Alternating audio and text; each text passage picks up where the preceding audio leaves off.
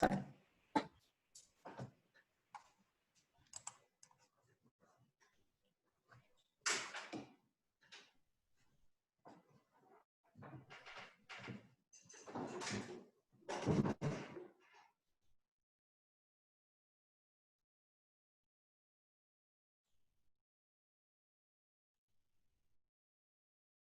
morning, everyone. Welcome to this meeting on COVID-19 business continuity considerations. My name is Heike, and I will just inform you about the householding rules, which you can also see on the screen. So please rename yourself. So change your name to your name, your last name, and your country or organization. If you have any questions or would like to make a comment, please use the chat option at the bottom of the interface.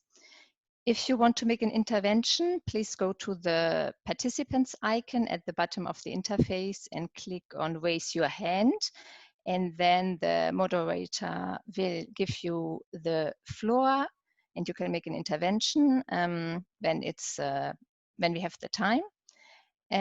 So all participants who are not speakers are muted, but the host will unmute you when the moderator will give you the floor.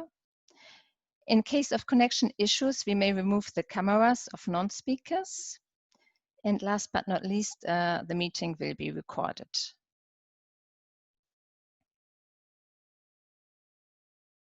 Please don't hesitate if you have any questions.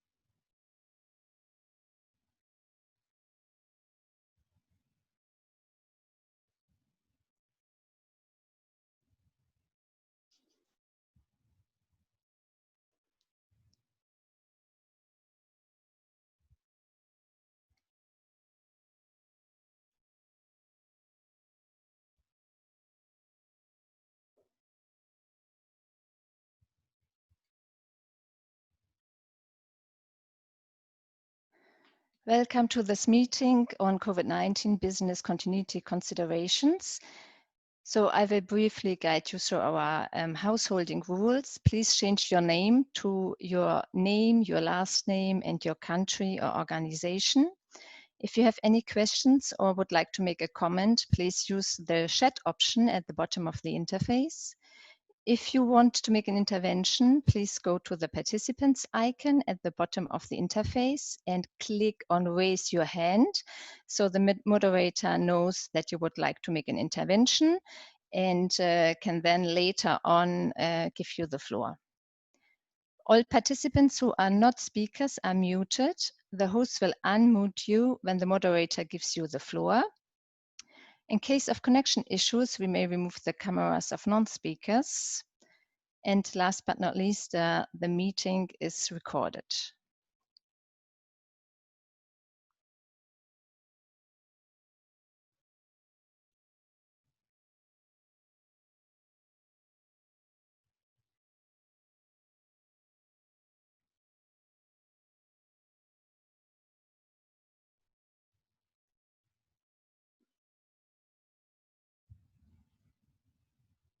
Good morning, everyone. Have we started? Not yet. Okay, good. Hello, We are Heike. hello. How are you? Good, thanks. And you? Yeah, good. Thank you. We are just going through the householding rules, and we are still waiting for some participants to join the meeting. Thank you.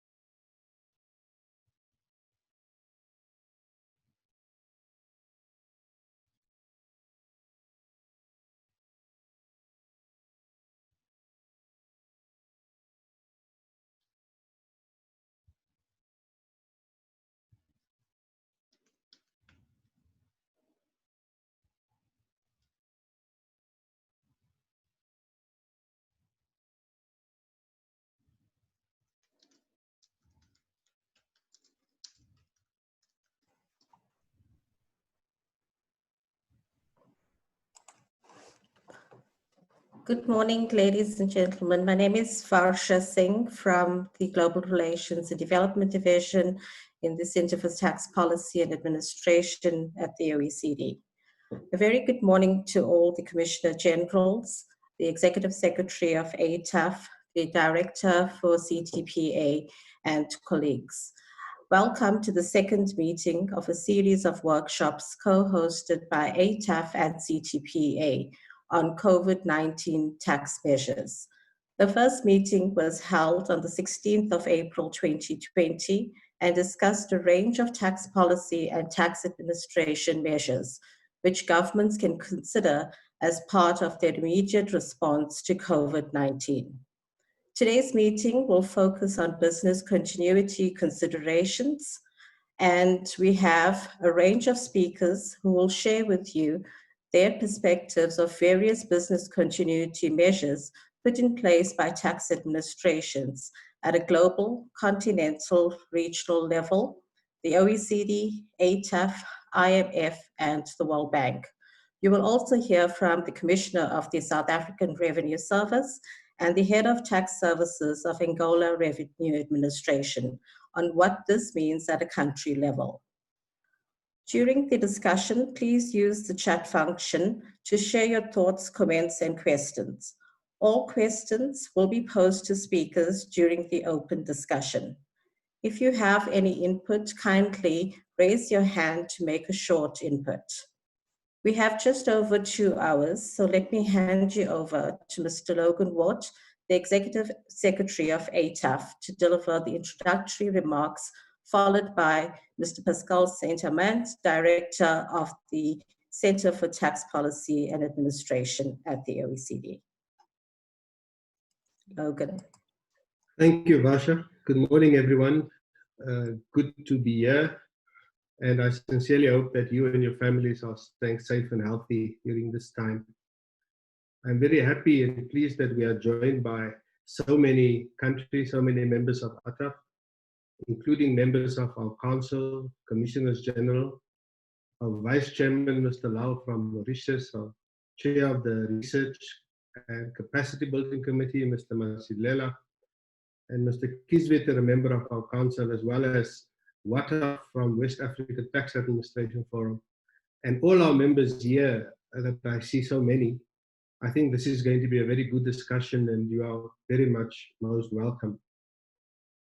From our side, also our thanks to our partners, the OECD, and in specific, Pascal Saint-Amand from the CTPA and his team. It's really great.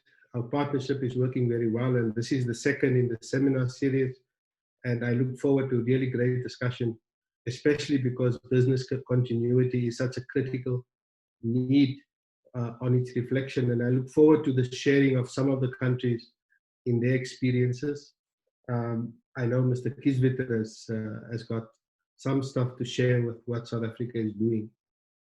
Also pleased that we are joined by the World Bank, our other partners, in this meeting, as well as Ntate Lechama from the IMF Afritech South. Very welcome to all of you. I think business continuity and planning is important for any part of running a revenue authority. In the period of COVID-19, it has been severely affected by a number of things, including intermittent or severe breakup of office and business structures due to lockdowns, the inability of taxpayers to engage and convene, and especially in areas where electronic communication and engagement with taxpayers have not been as advanced. This has severely affected the impact, the ability not only to collect taxes, but to provide services. Also, the fact that domestic economies have also had to give a lot back in order to get the domestic economy going. We've seen the forfeiting of tax income through policy relaxation, audit relaxation, deferral of payments and so on. And yet the demand to collect revenue remains high. It's amazing the amount of contact and communication and calls and mails that we've been getting at the ATAF Secretariat from a number of our members across the continent, just looking for some form of advice. Where can we collect from, because our traditional sources are not getting income? And so suddenly we're looking at whether digital services tax, minimum tax, e-commerce, all of those things are suddenly higher on the agenda than normal. But we're also looking at things that has been on the agenda that we've not looked at before on the continent with such intensity as we should. And this includes the high net worth individuals. This includes the focus on what those treaty provisions are. This includes a focus on some of those extractives and contracts, and also the leakages caused by those severe incentives. These are things we kind of glossed over as part of a broader transparency campaign, but these things are now real. And suddenly that is where we're looking for. It's interesting that in ATAF we are busy with a continent-wide research project on the impact of COVID-19 on revenue, and also what are some of the mitigating actions that revenue authorities on the continent are taking, and the ATAF team will later in the session present some of those findings. One interesting finding is that amongst 13 African countries, customs revenue estimated to be between $500 and $600 million have already been lost directly because of COVID-19 between February and April this year alone. How do you recover from this? And part of this is to discuss a strategy of business continuity, revenue collection, and the efficiency on the one hand, but what are the policy and the policy gaps on the other hand.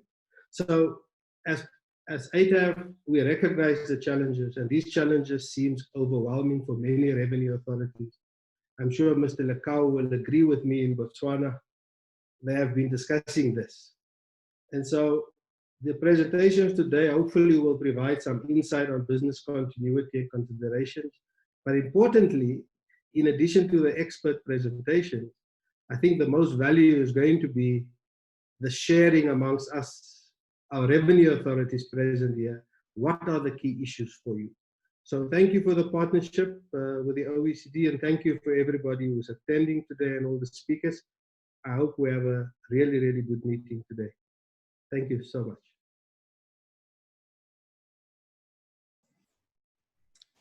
Mr. Sentermans. Thank you, Varsha, and good morning to you all. It's a pleasure to see a few friendly faces, and thanks a lot to Logan for his very nice words of introduction. I will be brief and just try to set the scene for your conversation today on business continuity of tax administration, which is a serious challenge in Africa and everywhere in the world, because we're all confronting the same dramatic situation, even though, of course, the level of capacities and development is not equal there. The overall environment, I think, is marked by the return of the states, the return of public action to save the economy. And as civil servants, I think us all, we have some pride in this, and are instrumental to the functioning of the governments.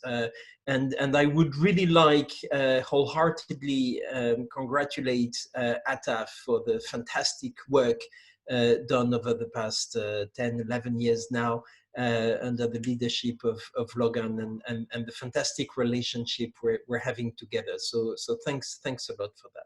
So the return of the state, the return of public action is key, but then we need to be exemplary and make sure that it's functioning, and that it's functioning well. And I think that's one of the purposes of this seminar. To return of the state, because we will have collectively to pay for the crisis. And who's going to pay? At the end of the day, taxpayers will pay for that. It is true that there are capacities of monetizing these, but largely for developed countries. I think for emerging economies, South Africa, but also for developing countries, other African countries, the capacity of going to the markets and go for more debt is much more limited. The pressures are big.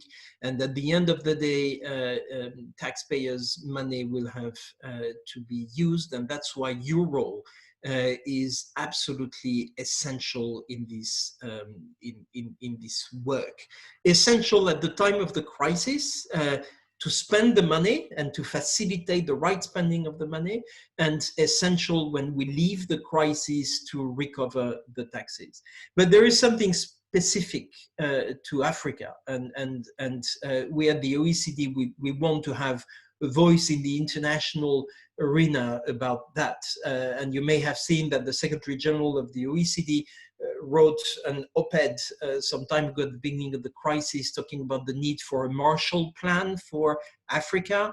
And you know, when the OECD talks about the Marshall Plan, it means a lot, because the OECD was created precisely to share the money coming from the Marshall Plan. And from a tax perspective, we think that it is essential, if there is such a move towards a Marshall Plan, to have a domestic resource mobilization dimension, to have a tax dimension.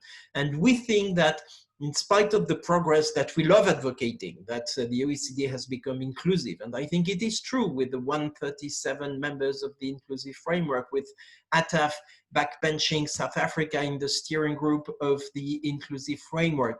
With all this work, much more needs to be done. And here I can hear the voice of Logan saying we need more, we want more, and what's going on is not enough. And he's right. And that's why in a paper we wrote to the G20 mid-April in response to the crisis, we introduced a chapter, that's the chapter 5. We're happy to circulate it to you if you have not seen it yet, which says we need to do more collectively for developing countries. Very often developing countries, African countries in particular, you're taken as a hostage by, the OECD countries on the one hand, which say, no, we have our own agenda and then you will cope with that, but also with the big emerging economies, with China and the likes, who say, oh, we are developing countries and this is what we would like, where actually the situation is not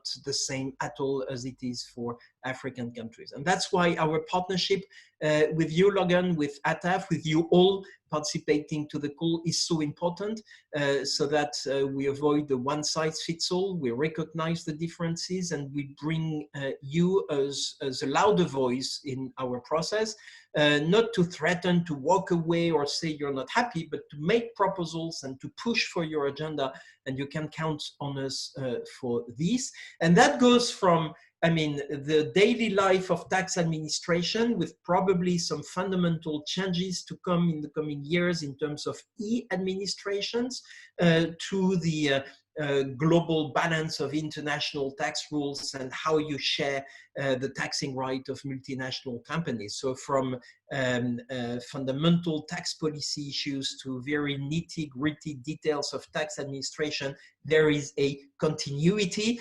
that's part of the business continuity of tax administration. So thanks a lot for this partnership, and now I stop, because what's important is that we hear from the country experience. So I'll turn on mute and on listening mode. Thank you. Thank you, Logan and Pascal. Our first speaker for today is Peter Green, who's the head of the Forum of Tax Administration at the OECD. Peter will share the business continuity considerations from FTA countries. Peter. Thank you, Varsha, and good morning to everyone, and thank you for the invitation to speak. By way of wider background, in order to help tax administrations globally, the OECD Forum on Tax Administration has been pulling together a set of related COVID-19 reference documents, which leverage the experience and expertise of both FTA members and the broader tax administration community. The first two documents that we published focused on the crisis period, one on measures tax administrations can take to support taxpayers, which was covered in our previous meeting, and one on business continuity considerations relevant to a pandemic environment, which I'll talk a bit about today. We've also just published a third document on recovery period planning, and I'll say a few words about that at the end if there's time. By way of preface, I should say that we're not making any recommendations in any of these documents, but rather we're setting out considerations which tax administrations may wish to take into account in developing their own domestic measures. This is because the starting points, the domestic context, and the legal possibilities are very country specific. And as Pascal said, there's no one-size-fits-all set of answers here. So turning to the document on business continuity, I'd emphasize first that it's trying to draw out the main operational considerations for administrations in the context of COVID-19. So obviously, administrations have business continuity plans, but from the conversations we've had, it seems that many of those plans have been focused more on one-off or relatively short-lived events, such as fires, terrorist incidents, and geographically contained natural disasters. So as a result, we've heard that many business continuity plans may not have proved fully durable in the light of the four main distinguishing features of the pandemic. First, its duration. It's already gone on for a long time. It's likely to carry on for a prolonged period. The transmission and health risks of the virus, again, which are different at different times, but we may see, even as we recover, further waves of the virus. The extent of the government actions that have been taken, often in a very short time frame, such as the restrictions on travel and containment, lockdown measures, and the depth of the impact, the shock on the economy and particular sectors. So the business continuity document we produced sets out considerations grouped under a number of categories, and I'll run through the categories quickly just to pull out some of the main considerations. First, on governance arrangements, the focus here in the pandemic context is the need to make these arrangements robust when key staff may not be available or contactable. Offices may have shut down, people may have illness, suspected illness, they may have family and caring responsibilities. So actually making sure that the right people are able to participate is a key consideration. The governance arrangements need to be fully informed of issues across the administration, so ideally involving decision makers from a cross-section of administration functions as well as staff representatives. We've heard from a number of administrations about the importance, but also the difficulties sometimes in involving unions because of the third element of governance arrangements in the pandemic context, which is that they have to be highly agile in a very fast-moving environment. And this agility depends on having the right information, up-to-date information, well-functioning secretariat, clear chains of command and communication, but also the ability to make things happen quickly. The second category is scenario planning. It may be somewhat obvious, but nevertheless, I think we've seen a number of examples of where people have been caught off guard by the speed of developments, by the sudden lockdowns that we've seen. So we've stressed the importance of planning for different evolutions of the crisis, in particular, identifying the risks of quick jumps between scenarios. That's the kind of environment we're in rather than incremental changes. And this is an area where obviously observation of what's happened elsewhere can be very helpful, as different countries have been affected in different ways at different times.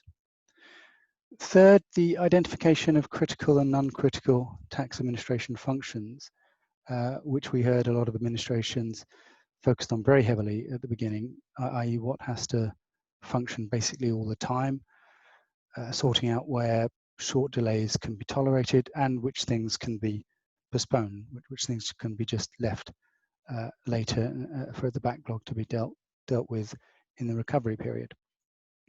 And what's critical obviously needs looking at an ongoing basis, since it may change. For example, when tax administrations become responsible for providing government support to helping maintain the functioning of the economy.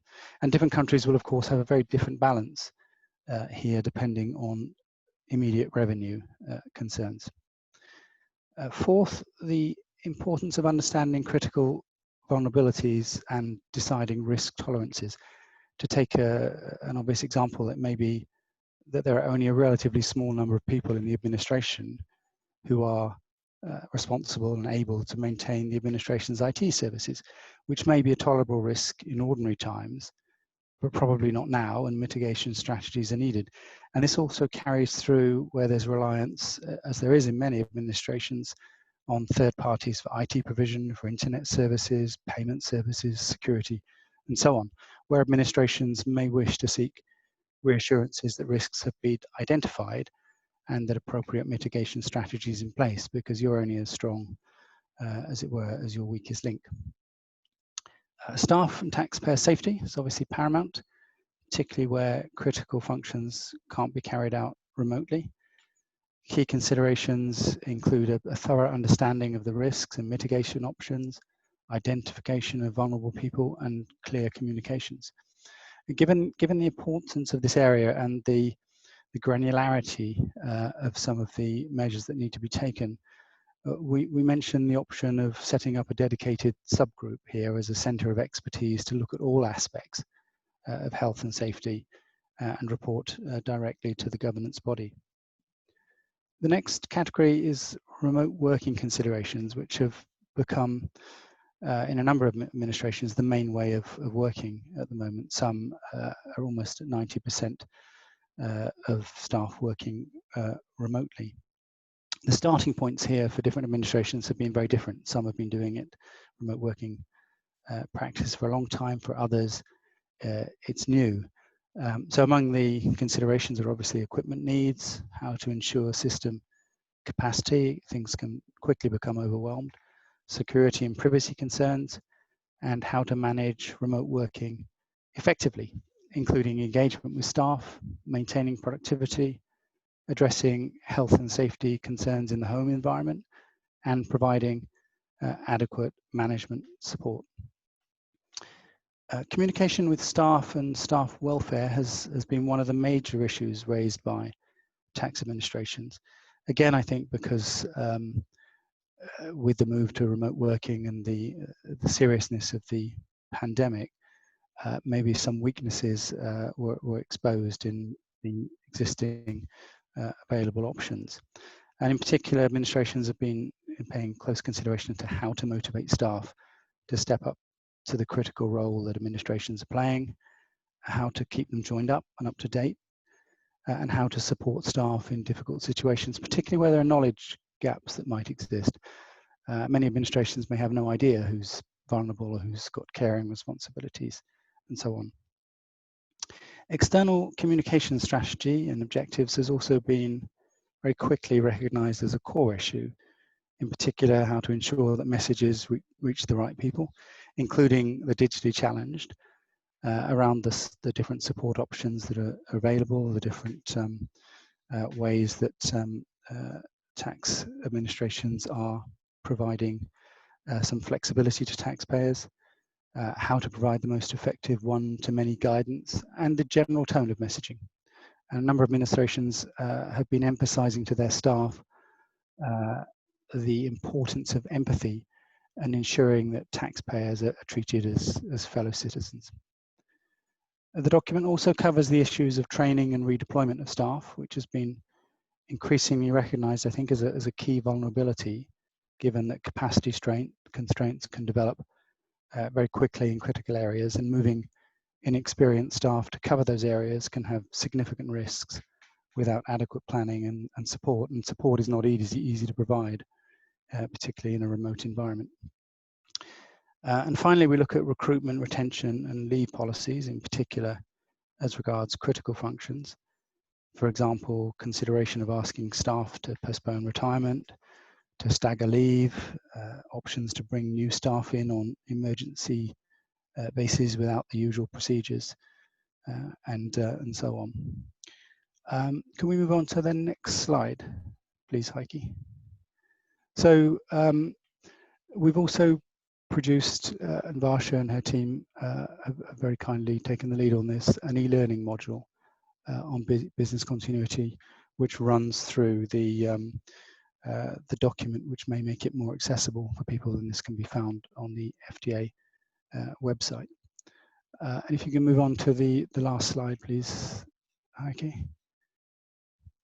Thank you. So finally, just a very quick word about the recovery planning period document that's just been published. And I'll pick out just a few points on that because some of them are worth considering even while in the crisis period. The first is around business restoration planning, which is something that can begin early, given I think experience is showing it's a lot more difficult to sequence how things are unlocked in a gradually improving but still fragile environment than it is to lock them down during a crisis. In a sense, locking down, you're doing something fairly straightforward in terms of what the requirements are, what the messaging is, what the communications are. But when you start to unlock, then you need to look at the different risks in different areas. You need to look at priorities, interdependencies between administration functions, the link with government actions. For example, when stimulus is being applied, may not be the right time to start aggressively recovering tax debt. And of course, scenario planning needs to, business recovery planning needs to incorporate scenario planning. Second, I'd pick out of the categories that we cover in this document, reputation risk management. So administrations at the moment will often be riding a fairly positive wave as a result of the support provided during the crisis. And if this goodwill is maintained in the recovery period, when the balance between support and bringing in tax revenue changes, then it can help in achieving positive compliance attitudes. As messages obviously can be made about more easily about what the purpose of taxation and the provision of public services. But this can very easily go wrong, and go wrong very quickly if not managed properly. For example, if hardship cases are not quickly addressed, if communication's unclear, or indeed if the tone of engagement changes. And we're going to be hopefully putting around a document in the near future on reputational risk management to help administrations in those considerations. And finally, I'd stress the consideration that can be given now to possible different working methods post-crisis. For example, as Pascal mentioned, we're likely to see much more momentum towards e-administration. And the Canada Revenue Agency actually put it well in one of our meetings when they said that they were looking at the different working arrangements that they were putting in place in a number of areas in the crisis period, from remote working to remote auditing, as essentially pilot projects. And they will be looking to evaluate the pros and cons of those and consider whether actually they should lead to more permanent changes in the way they work and the way they engage with taxpayers. And to evaluate those pros and cons, obviously lessons need to be captured now during the crisis period as those experiences are happening. With that, Varsha, I'll hand back to you. Thank you.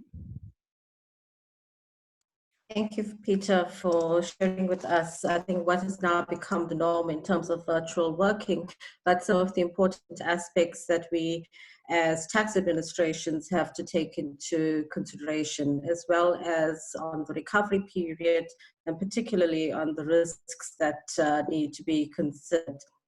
I would like to now hand over and welcome Mary Bain, the ATAF Director for Tax Programs, who, together with Nara Monicum, the ATAF Director for Research, will present to us on the challenges faced by tax administrations in Africa. Mary. Thank you, Varsha. Good morning, everyone. I'd like to start by, thanking you all for joining us this morning. Indeed, it is also an opportunity to say that I wish everybody well, and I hope that everybody is safe. As Varsha just said, my colleague, Dr. Naran Monkam, and I will be presenting to you what our findings were with regard to the challenges that African tax administrations face, especially in business continuity. So I will be handling the challenges, while Nara will come in later to look at some of the possible solutions and indeed share with you some of the key elements that we have identified, especially in the customs area. As cited by Mr. Watt in his remarks, the customs area has really become like the cash cow of the RS, and therefore it was important for us to identify some of the key challenges. So if you give me a moment, I'll share my screen with you and be able to take you through our presentation.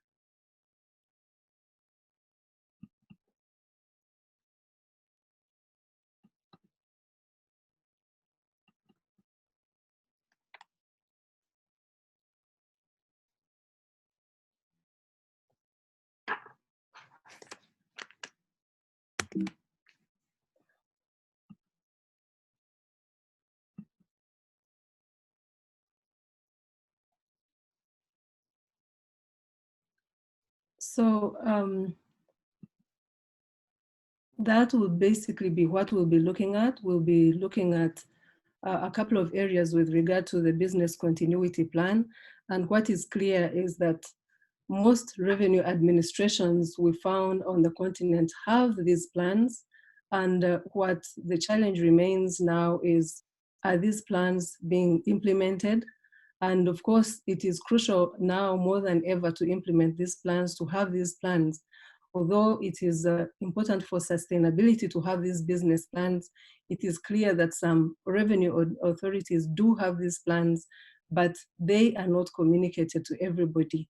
However, this is not a challenge, but we'll be more than happy to share with you the findings so that you can see for yourselves that these plans are working in some areas and less so in others. By way of introduction, I'd like to say that we used 3 areas. You will notice in our presentation that some of the elements will be very similar to Peter's because most of these issues are really similar. So the business continuity challenges amidst this COVID-19 pandemic are really quite similar, but they manifest in different ways, like Peter said. The second thing that we used was ATAF is carrying out a survey, and we'll be happy to share with you some of these findings. And the third issue is that we will be, that I wanted to say is that we will be issuing a report that once it's finalized, that will then take you through some of the challenges that we've identified. In looking at the challenges posed by COVID-19, we looked actually at 3 areas. And we thought that the 3 areas basically summarize the issues that the African administrations are having to deal with. And one of the first issues that we looked at is the resources. This comprises of the human resources, the financial resources, and the infrastructure. I think everybody is aware that the restrictions have actually limited those 3 areas. The first one, where limited movement, poses a challenge to the operations. The second is the financial, which even Mr. Watt alluded to. Most revenue administrations, as you all know, retain a percentage for their operations. So even that is going to be affected. And the third is the infrastructure, mainly the ICT requirements, where some of the revenue administrations are not fully automated. The second area that we looked at is the internal, where we looked at the processes. These are largely factors that can be controlled by the revenue authorities. And so we looked at the processes, the procedures, the regulation and the regulations. And then finally, we looked at the externalities, which are really those that are exogenous and are not determined by the revenue authorities. And these are like the government directives for the lockdown, for instance, and then of course, disruption in the supply chain, because the trade and the business cannot be as usual. So this slide shows the actual challenges, and these are what we as a, as a secretariat identified. And in the first area of the internal challenges, we identified 4 key areas, and this is lack of clear and timely internal communication, excuse me, then the lack of clear and timely communication with taxpayers, because some taxpayers also have similar challenges, especially with regard to communication. Then we looked at issues of bureaucracy, and finally, some of the key areas, especially with regard to requirements from taxpayers. The revenue authorities can certainly control what they request for from taxpayers. And one of the areas that we identified, for example, for VAT purposes or for any other purposes, if they can accept electronic documents, we thought this would be one way of handling the situation. But clearly, the decisions to here are not being taken quickly enough. And so this was identified as an issue. With regard to externalities, we realized that there were additional responsibilities from government, because in some of the countries, it is clear that the revenue authorities have more advanced systems of tracking. And so they are using the revenue authorities' systems of tracking to track to track the COVID-19 elements. We also realized that there's a big challenge of the low ICT adoption rate by taxpayers, where even where the revenue authority wants to continue to effect their business, the taxpayers are not responsive because they are not connected. Then the inability of service providers. Here we're looking at people like who work with the revenue administration. We're looking at tax consultants. We are looking at clearing agents for the purposes of customs, etc. Inaccessibility of facilities due to restrictions. For obvious reasons, different areas have been restricted, and therefore the revenue authorities find it a challenge, because sometimes the things they have to do require them to go to the offices, especially where they have to use different systems. And of course, we looked at resources as well, inadequate human resources due to health reasons, especially in the COVID-19 and the restrictions. It was clear that a limited number of people could even go to operate the custom systems. And for the other functions, they had to stop completely. And so one of the key challenges was that remote work was not possible, because the revenue authorities have quite a large number of officers, and therefore it would be quite a challenge for them to give them enough data to be able to work fully. Then there was also the issue of lack of a fully automated tax system, where, as I said before, some revenue authorities are partially automated. Inadequate financial resources, I already mentioned. So, and of course, lack of the safety measures. This slide is what I would like to really dwell on, and these are the findings that we have gathered so far in our study. And the first area of concern for everyone was largely the low ICT adoption rate by taxpayers. As I said before, it was a huge challenge in most of the countries, and we've cited the countries down there for everybody to see that we worked with. And it is clear that the low adoption is a clear challenge because most of the taxpayers are not as automated as we would want. The second area is the inadequate financial resources due to decrease in collection. Everybody cited this as a huge challenge because, as I said, most revenue administrations retain a percentage, and if they don't collect, then they will not be able to retain that percentage, and another solution has to be devised. The third challenge was the inability of service providers to provide full obligations. These are the agents that I talked about. Then the fourth was the inadequate ICT infrastructure for remote work.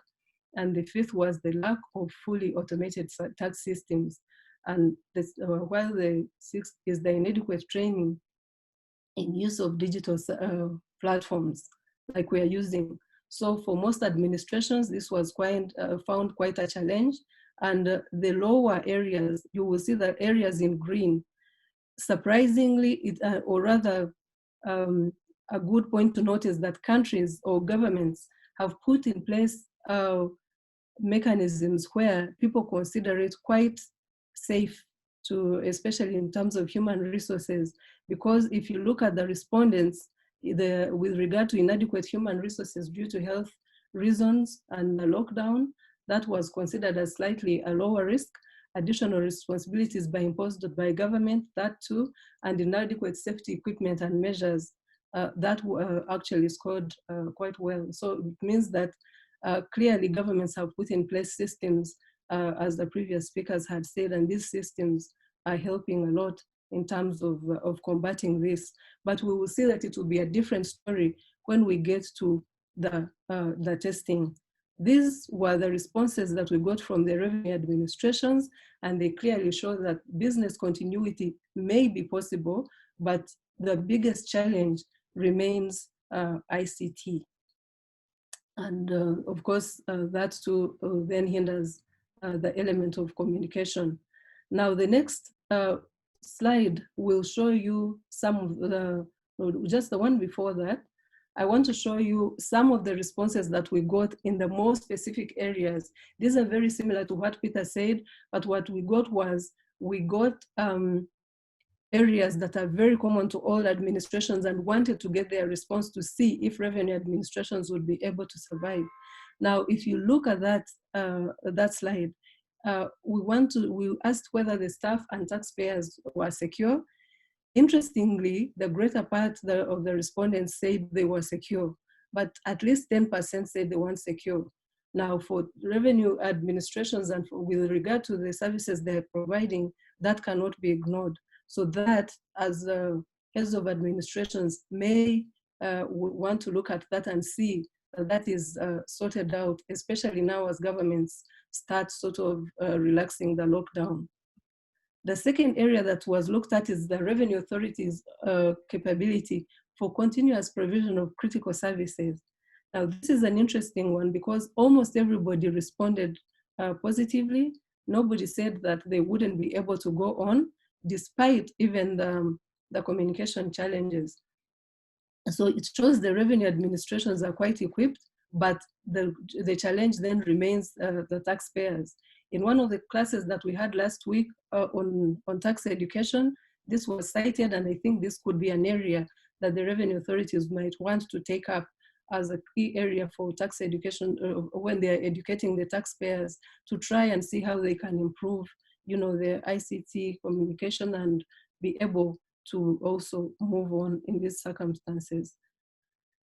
The third question that I wanted to also share with you is where we asked whether they would be able to deliver support to a wide range of taxpayers. The revenue authorities responded largely positively, but what is clear is that there's some, about 20% are not sure that they'd be able to respond positively. And for any revenue administration, this is definitely a high number. And I think it's an area that the Commissioners General might want to look at and see how this can be improved, because otherwise it would not, the functioning would definitely be impaired. The other area that we looked at was timely decision-making processes. This is where the revenue administrations, together with the policymakers, agree to change the usual rules. It is clear that this is working well for everybody. There were at least 10% who disagreed with this and strongly disagreed that it is possible or that it is working well. So it is something that would be interesting to see. And I think it will be interesting to hear when other speakers come in, especially the Commissioners General, to see how this process is going, because these governance issues and the ability to make quick decisions is really vital as part of the business continuity. Whether clear and timely communication with taxpayers and staff is available. Interestingly, this also was quite positive, and only 15% said disagreed with this. Here, what this shows is that there is, yes, there's communication, but what kind of communication? Is it communication that sustains operations? Is it communication that can enable them to meet their obligations? Is it communication that can, for instance, in the area of VAT, enable them to get refunds? When we try to check with this, it was not clear what communication it was. So we'll be looking deeper at it in the research and see what communication they were talking about, because without connectivity, then communication also could be impaired. But largely, most talked about telecommunication, which maybe just provides news and updates, but in terms of real activities that lead to revenue collection could be impaired. Testing available for staff, this is the one that I referred to earlier on. Clearly, this is an area that everybody that most people thought was difficult, because if you look at it, at least 40% disagreed that there's no test, said there was no testing, which is a challenge, because I think Pascal referred to the fact that most people are all returning to business. So if there is a challenge of testing, it is clear that even though the revenue authorities may have kits and may have safety measures at the workplace, if the testing is not available, this could pose a big challenge, and commissioners general might want to look into that. Then in terms of the gear, you can see that the revenue authorities are quite well equipped and will be able to provide for the safety of both the taxpayers and the staff. But again, without absence of testing, I think this still poses a big challenge. So it would be good for for revenue authorities to take this up with the policymakers and see how the testing can be improved.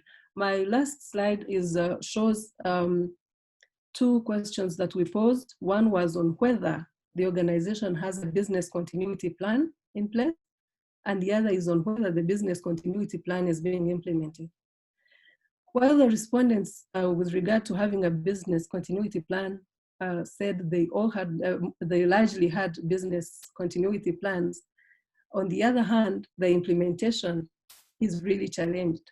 So even as I conclude, I want to pose this to the Commissioners General and others on the call, that having a business continuity plan and implementing it are two different things. So what are we doing? Because we have seen that even if we had these plans, most of them were not really plans that could sustain a pandemic of the scope of the COVID-19. But at least having them in place was a start. But what we need to do going forward is to ensure that we have business plans that can sustain these challenges, and from which we can then be able to continue providing the services that we are charged with as revenue administrations. As I said, my colleague will be taking you through the next phase of our presentation, which will largely include the recommendations to how this can be resolved, and also other areas that we looked at, specifically the Customs Department. I thank you, and over to you, Varsha. Thank you, Mary. Nara, if you could take over the presentation from here. Can you put it on slideshow, please? Thank you. Thank you very much, Varsha, and thank you, Mary. Good morning to you all, and welcome to our council members, commissioners, and director generals, and all the members of our tax administrations. So I will continue over from what Mary mentioned. So she described to you all the challenges that the tax administration face according to the surveys that we conducted. So now the question is, what should tax administration do about it?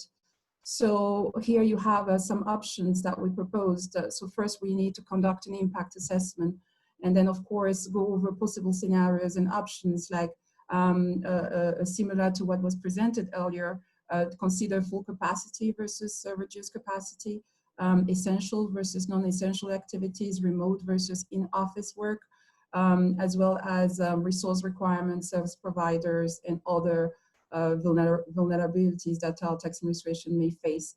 So we also need to update or develop the business continuity plan. As you saw from what Mary presented earlier, there's still some issues with some countries not with having business continuity not being updated, and also with the implementation thereof.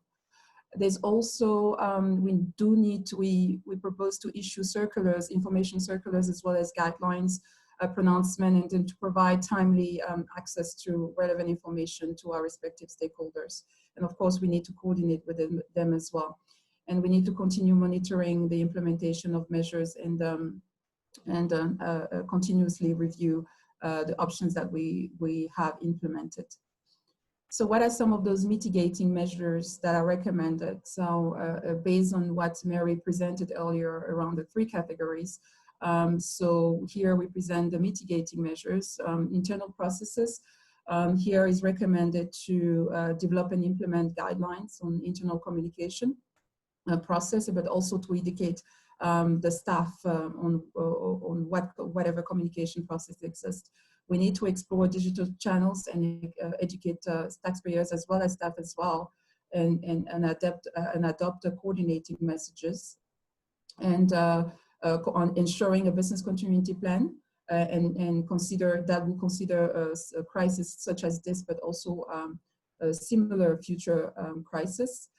We also need to provide appropriate legal and administrative framework to enable the receipt of electronic document during this pandemic, especially when countries are still on lockdown. So regarding the externality part of it, so here is recommended to initiate and maintain efficient coordination with relevant agencies, other government agencies, to target taxpayers' drive, but to also continuously review SLAs with the tax administration service providers. In terms of human resources and other resources, as you saw, the tax administration requires and demands periodic testing for staff, and they also need to review the needs and redeploy resources to ensure optimal utility, and also provide alternative secure digital channels for offering call services to taxpayers. As many of our taxpayers have said that especially for the staff that is allowed to continue working, they have to go within the headquarters or the office to basically have access to the server, because the server is not accessible offsite. So that's also some reason that have hampered a smooth business continuity within some of our tax administration. And of course, we need to continue review the cost and optimize spending during these periods as well. So some of those other mitigating measures that have been that came from the survey to our members, and again, maybe I'll pause here to really thank all the countries that have submitted the responses so far, not only in the tax measures and non-tax measures, but as well as business continuity, but also the custom data that we require from them in order to provide to produce this second report on COVID. So here they basically suggested that we need first to educate and encourage taxpayers to use digital channel.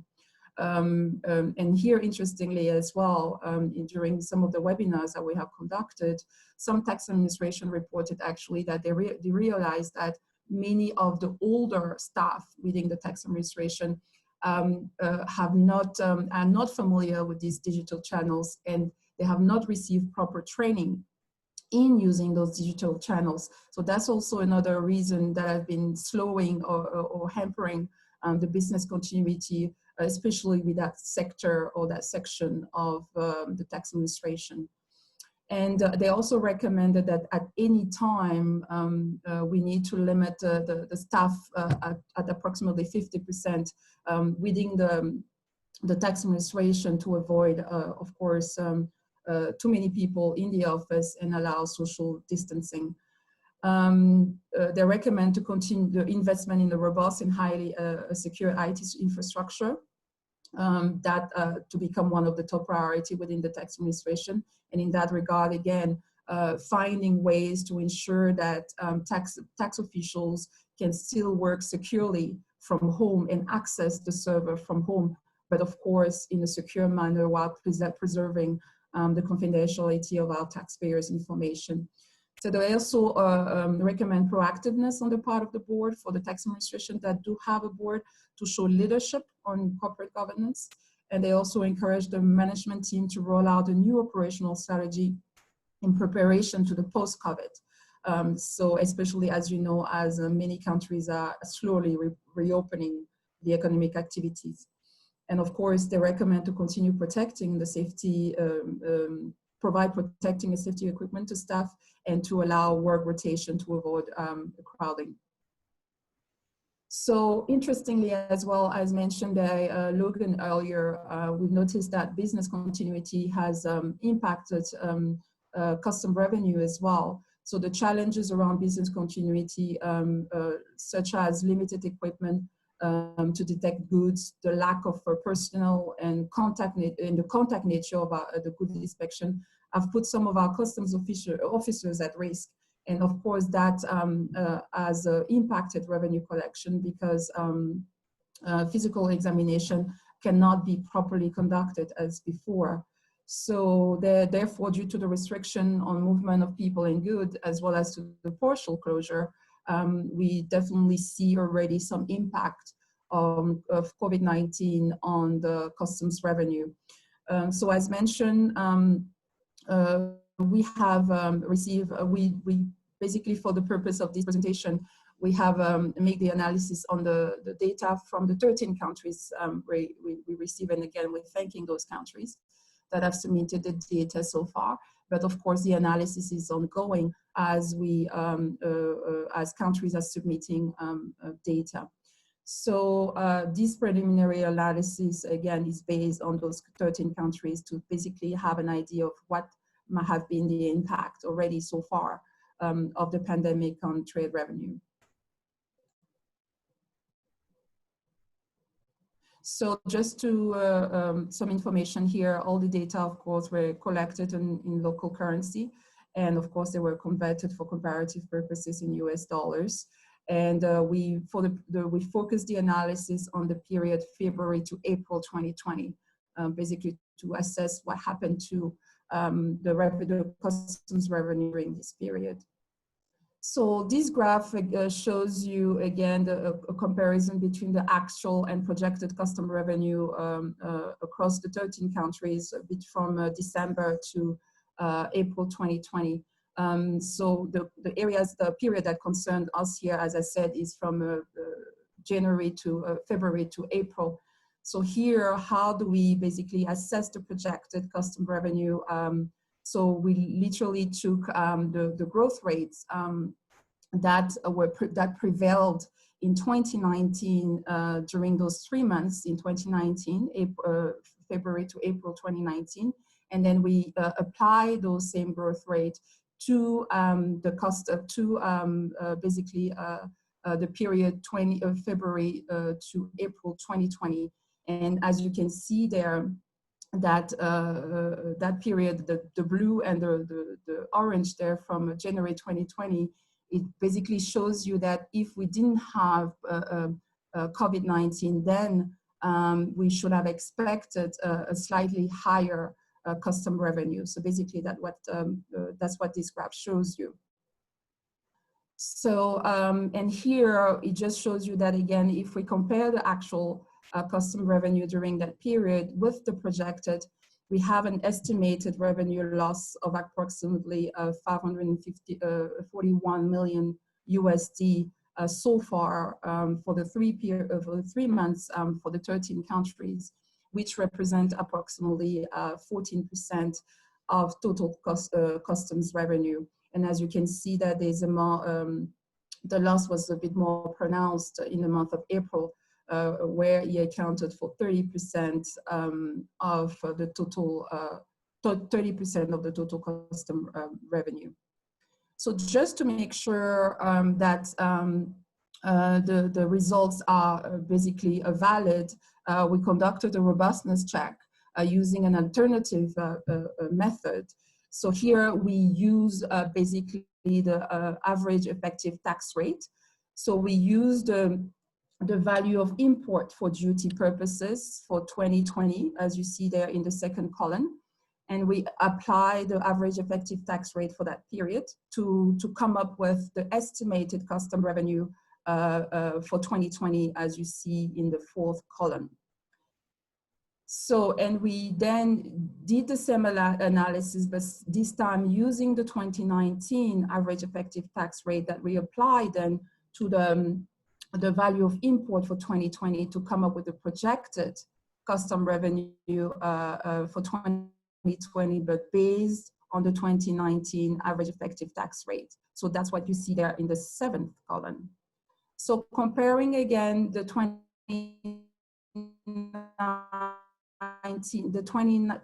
estimated custom revenue base, the one of the custom revenue using the 2019 average effective tax rate, we come up with an estimated revenue lost that's around 598 million USD, again aggregated across the 13 countries for the 3-month period, which represent an approximately 8% of total customs revenue again. So using then this approach, we can say definitely that we, using this analysis and considering those 2 periods, we can safely say that for the 13 countries so far in our analysis, they experienced a custom revenue loss between 440 to 600 million, representing 8 to 14% of total revenue, total custom revenue.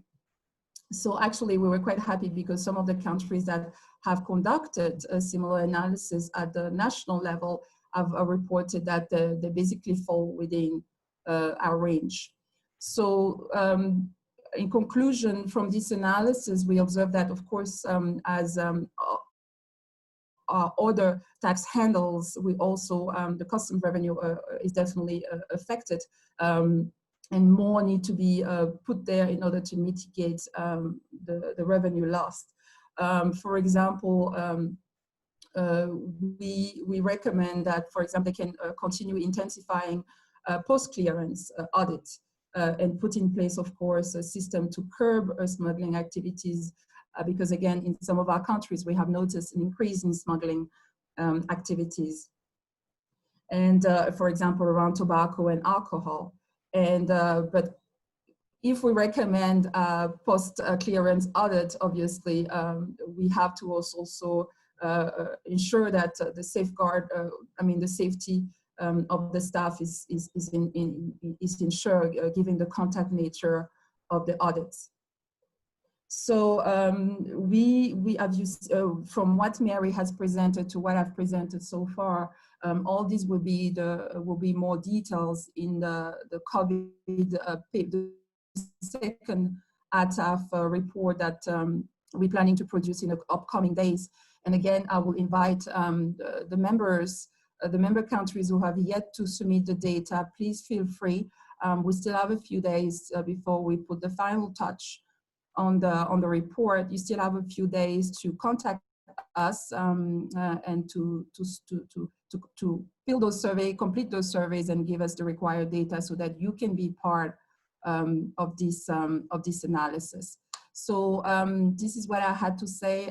Thank you very much for your attention, and we welcome your comments and your suggestion based on this. Thank you so much. Thank you, Mary and Nara, for that comprehensive sharing of the challenges as well as some of the solutions that tax administrations, revenue administrations on the continent can put in place. Also for the analysis that you've done so far on the customs revenue in particular, as it is a major source of income for revenue administrations on the continent. I would like to now hand over to the Commissioner of the South African Revenue Service, Mr. Edward Keswetter, and he will share with us the South African experience. Thank you, Commissioner. Good afternoon. Can you see the screen? No, we can't, Commissioner, as yet, no.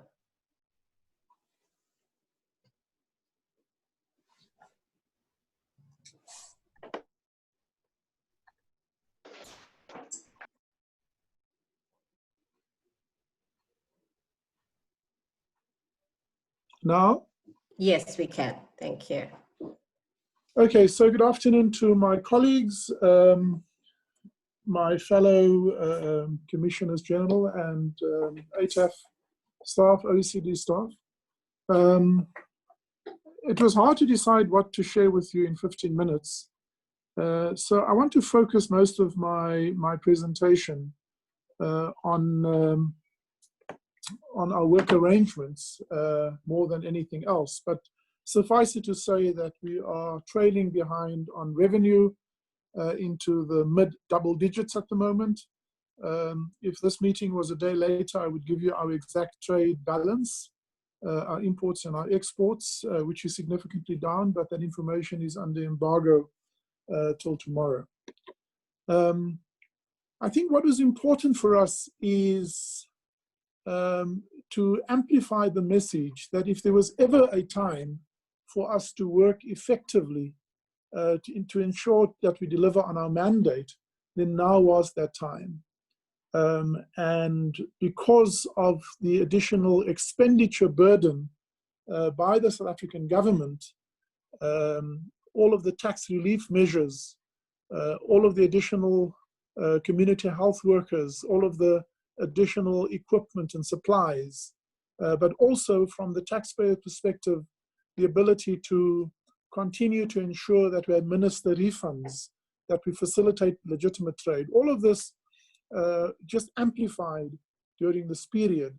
And so we had to communicate a message internally why it is essential for staff, for SARS to continue to work even during a lockdown period, and to communicate to taxpayers why tax compliance was important now more than ever before, without not showing the fact that we are empathetic.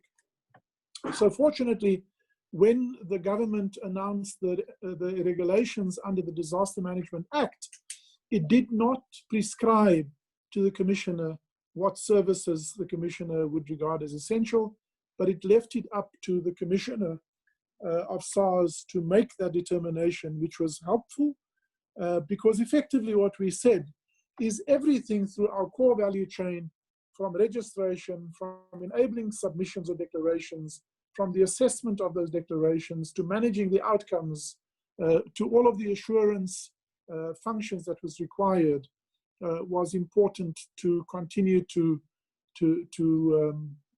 remain operational. And we therefore had to find ways of doing that. We started by creating a governance structure. I set up a COVID task team enterprise-wide, and they work together with regional teams, including in terms of the Occupational Health Act of South Africa.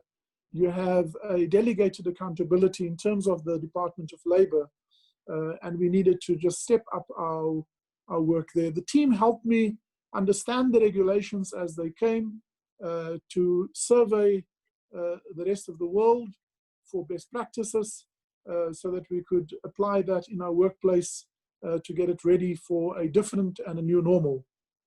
And we established immediately an operations bridge that would coordinate daily operations activity throughout the organization. And that bridge then meets on a daily basis.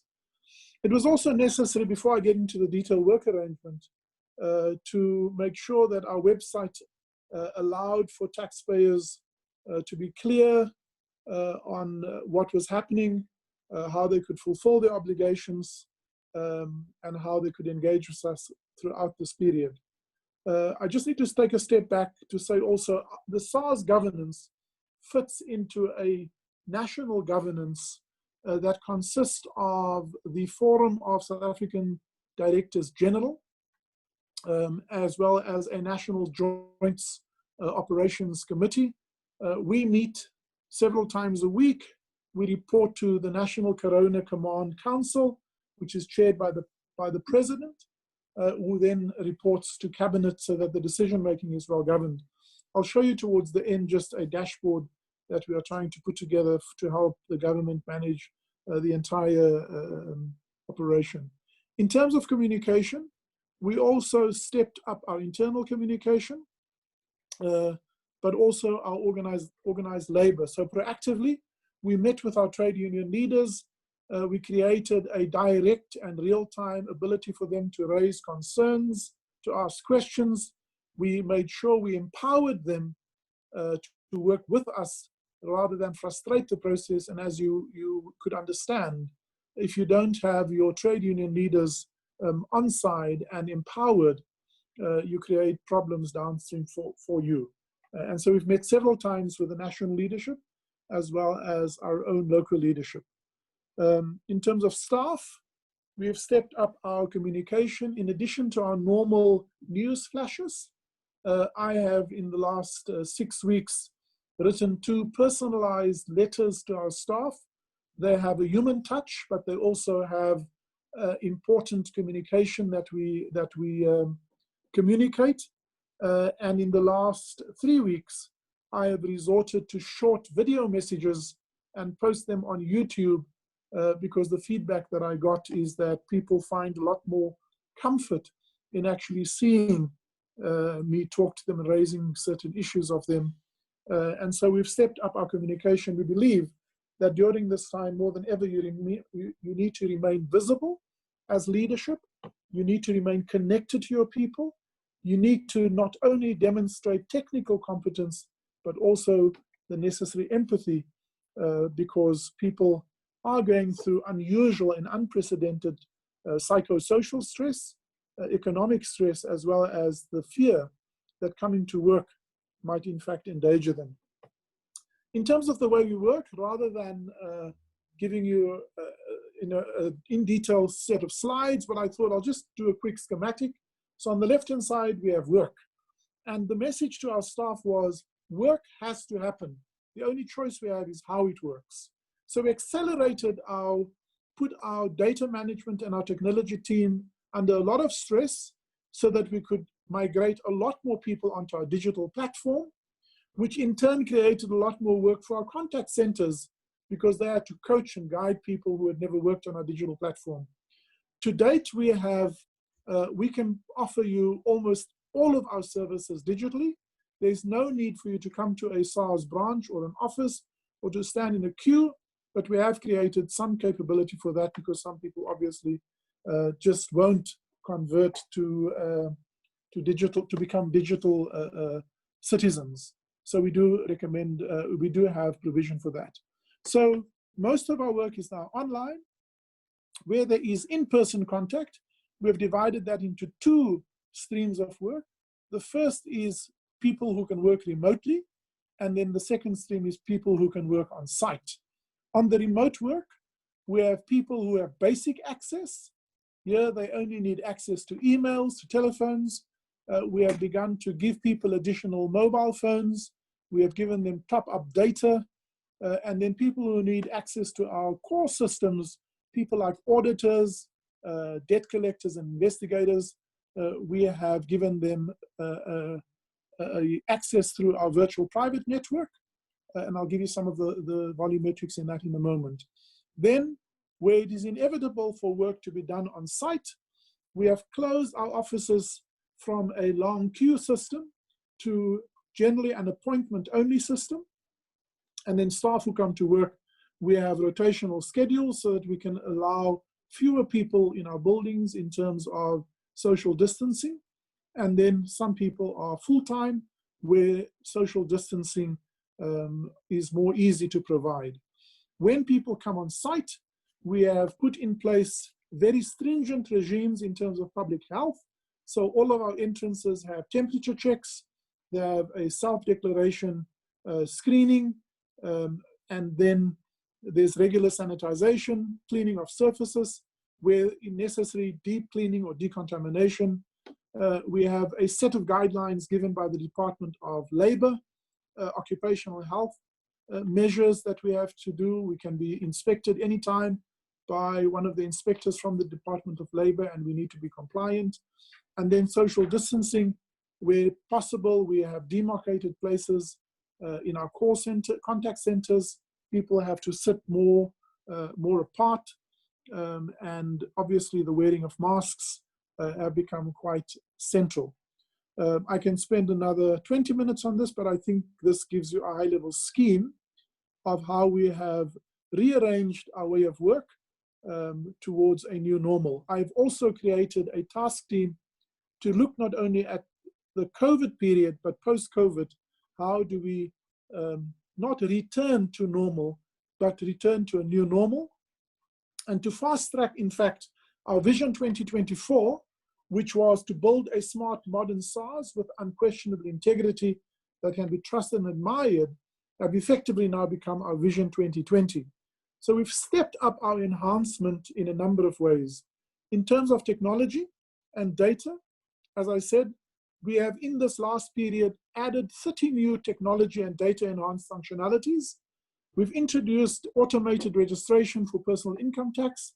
And since we've introduced it, we've already had almost 15,500 registration that has taken place online. That's a first for us.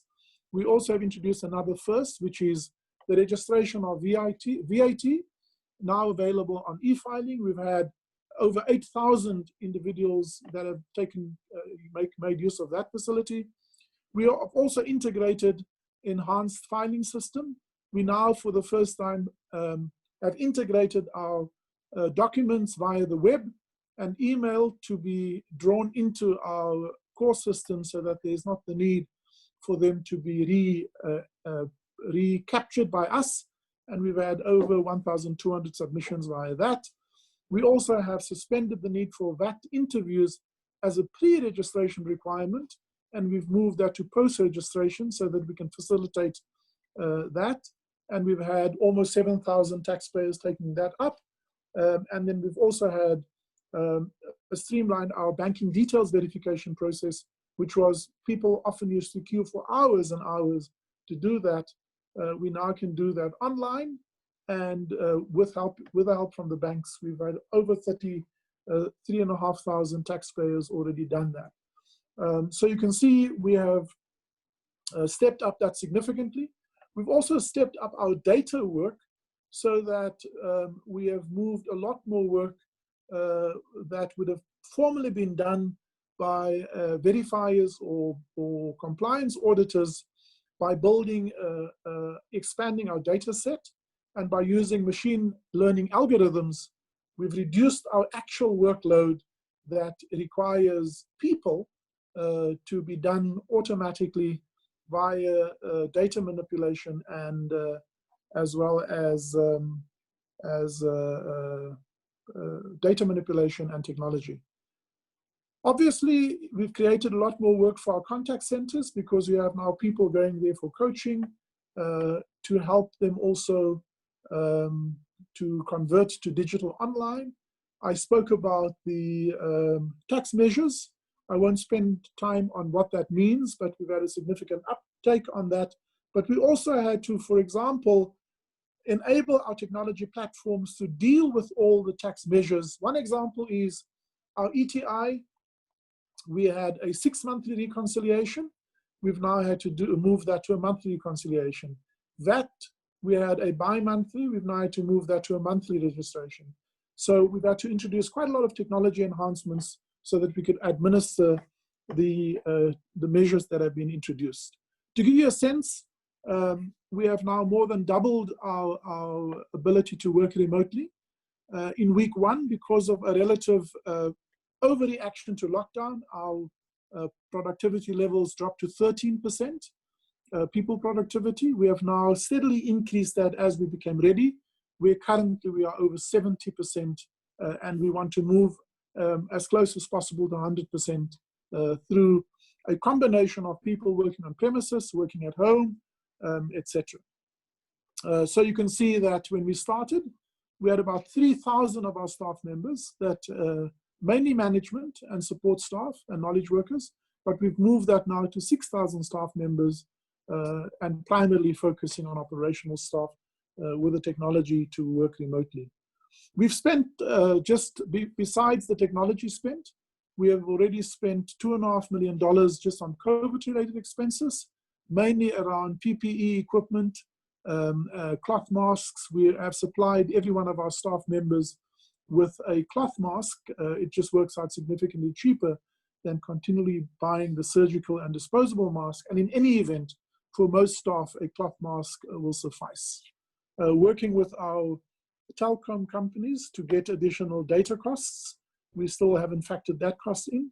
And then, of course, the additional costs for printing and sanitizing and deep cleaning our offices have not been budgeted for. We think we could easily spend another $2.5 million just for COVID-related expenses.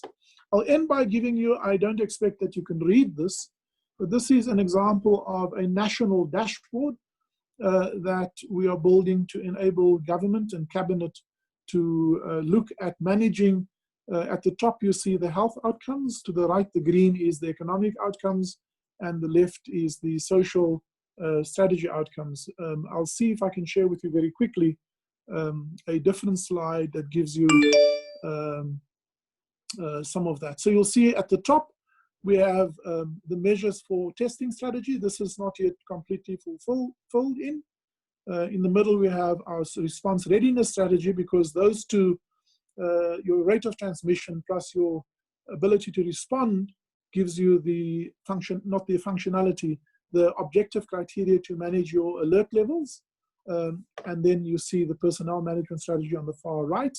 We're also tracking what is COVID deaths as a function of total deaths, so that we don't just focus on COVID deaths, but also understand that there are people dying from other things. We've seen, for example, that because of a focus on COVID, we have seen a number of TB tests declining, and therefore you should expect, therefore, a spike in TB cases, TB-related deaths. So it's important that as a national level, you continue to keep that. On tax relief measures, or rather on financial strategy, you can see we're building a dashboard that will look at economic indicators, sources of income, the relief measures, and the economic capacity that we need to watch, because lockdown, on the one hand, saves lives from the virus, but potentially leaves people dying of hunger.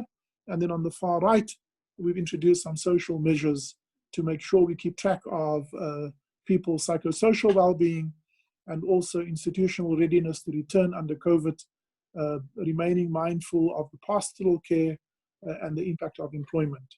Let me pause there and welcome to take questions on that, Chair. I know that was fast, but you asked me to do a lot in 10 minutes.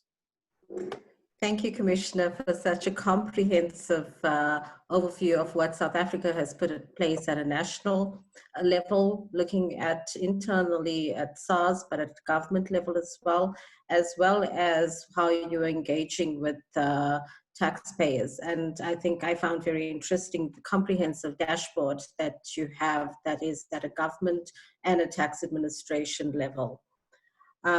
Any questions, we will pose it during the open discussion. I would like to apologize, and we've just received communication that the speaker from Angola had to go to the National Assembly. I think all of you can have had similar things that happens to you, so we understand that. So I would like to now move to the regional outlook, and we have two speakers. The first is Thabo Chama from the IMF, and he's from the AfriTax South and the Resident Tax Administration Advisor. Thabo, over to you.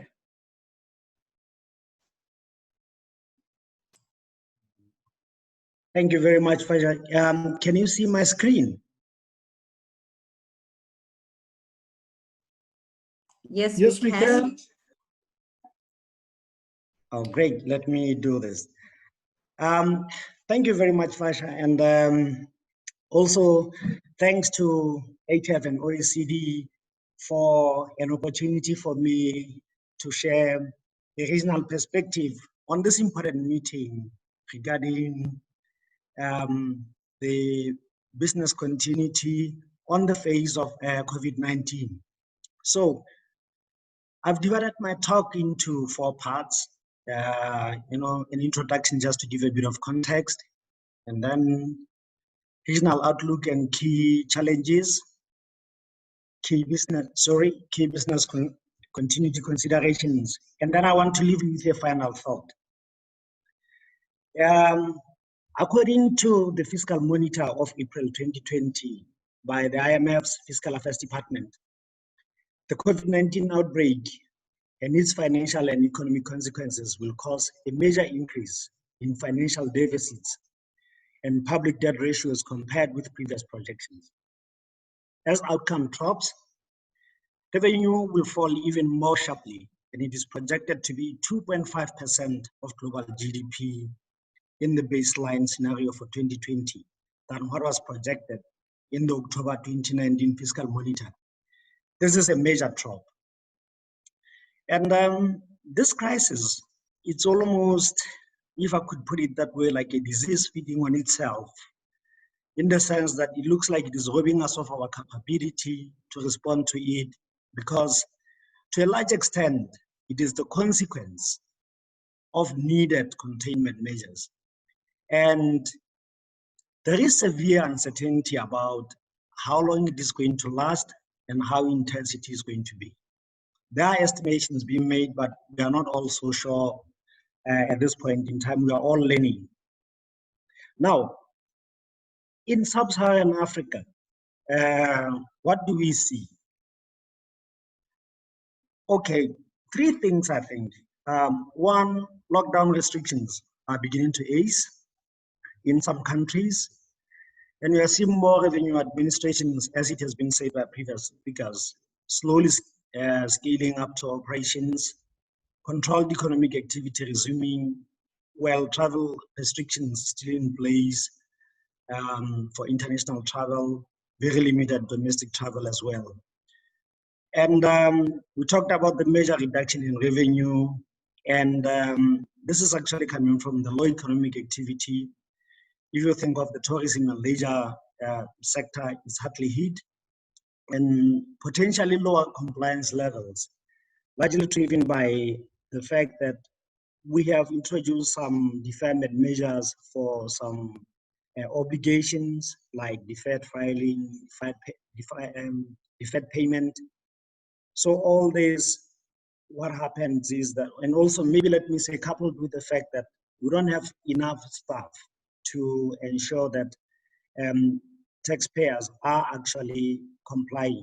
But over and above that, I think another key issue is that taxpayers themselves are hardly hit. So compliance, it's likely to take a long time to pick up to pre-crisis levels. And as if that is not enough, the commodity prices have declined badly over the crisis. Now, interestingly, when you look into like three key processes that I want to focus on today, which is business continuity planning, digitization, and risk management.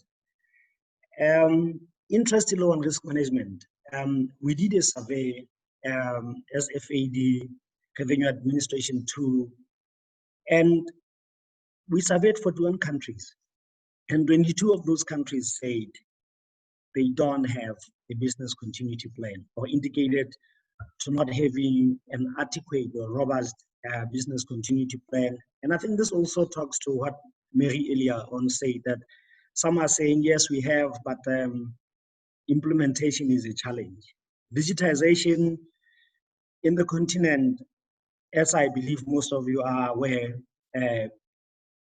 what we realize is that, you know, we're in various stages of development. Some are still running manual operations, while some have only just launched e-services, still with some challenges in terms of uptake, as Maria said earlier, and some have far advanced in this space and are also beginning to look into advanced technologies. And as the commissioner said for SARS, they are now beginning to look into data analytics. Risk management is a major challenge. It is not at the center of compliance management. So this itself brings in a major challenge in terms of responding, because the 80-20 rule at this point in time seems to be what works for revenue administrations. Okay? Now, for the purposes of this talk, I thought maybe let's look into this issue in three phases. We don't know whether we're going to have the second wave. And I thought maybe let's try and divide this talk into 3 phases. The first phase being when we are still under lockdown and relief measures being put in place by governments. And then the second phase, when we are continuing to manage the impact of COVID-19. And then the third phase being when we are preparing to move to business as usual. Let me just go back there just to make a point that countries with a business continuity plan would need to review it and update it on the face of this pandemic to ensure that they better respond.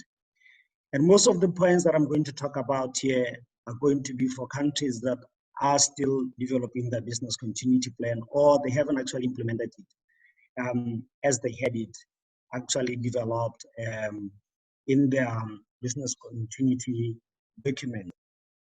Okay, now, sorry about that. Let me go to phase 1. We have just been hit here and the containment measures are in full force, assuming we are under a lockdown. And honestly, I think as we were discussing, I kind of felt, should I basically be talking to this slide? But I felt that we don't know whether there's likely to be something like this again, because it looks like we are going out, but then we don't know whether we are going to have a recurrence of the second wave, if I could put it this way. Okay, so I want to call this phase focusing on priority actions. And I need to emphasize here that fast decision making, as previous speakers have actually said, is quite important at this stage. If you don't have a business plan, a business continuity plan, and you are in the middle of this crisis, we are putting forward these considerations for you to ensure that you safeguard revenue, you save staff from contagion and taxpayers, but also you sustain revenue. I think a lot of these measures have already been discussed by the previous speakers, so I could just quickly run over them, like set up a crisis management group or committee. In some revenue administrations, this could be the executive committee itself, and then you have support structures. And what has actually been said, which is quite important, is that align to the crisis management committee that government has already have in place. Communication and engagement of stakeholders is very important. Staff, the Minister of Finance, they need an update, but we also need to get to understand what are the revenue policies that are actually being considered so that we come and implement in the revenue administration. Taxpayers and their groupings and the trade union, this issue has actually been discussed before, but also other state agencies. We work with them at the border, so we need to collaborate and coordinate more our activities at this point in time. I think another thing also that is really important is to identify and manage essential revenue administration processes and activities. Very crucial, because we can't afford to do all. We have seen from the commissioner's slide that you get impacted as bad as having only 13% of your capacity at work at some point in time. I didn't know that it could be this bad. So it says that we need to identify what is critical. And then we need to identify key taxpayer segments and industries so that we can sustain revenue, and we need to decide on the service and compliance measures. And then enabling critical supporting processes like human resources and IT. And we need to think about the front line and then the backup for both. More often, the IT is supported externally, and you might like to make sure that your supplier has a backup plan for you, because you don't want to call on him and then you find that he's busy elsewhere and you are not a priority for him at that point in time. Considering alternative feasible, and I think I'm putting the word feasible here with emphasis, because not many revenue administrations in the continent could afford to have people working from home, but we need to be careful to save staff and taxpayers from contagion. Some revenue administrations have actually put up measures like limiting the number of officers coming to work. I know of one that has limited the number to only 3 officers per office so that we have the social distancing. Okay, now I don't know what's going on here, but okay, let's move on to the second slide, which is about now that we have been impacted, but we are slowly getting back to work. What would be the considerations here for business continuity? And I want to call this phase the phase of rigorous monitoring and evaluation. We need to evaluate the crisis status continually and make adjustments based on risk, and also anticipate that there might be recurrence of the second wave. We need to continue regular communication and support to staff. We need to monitor level of illness, support and isolate those who may be exposed, but then that also says what then is our backup when they go. So we need to bear that in mind as well.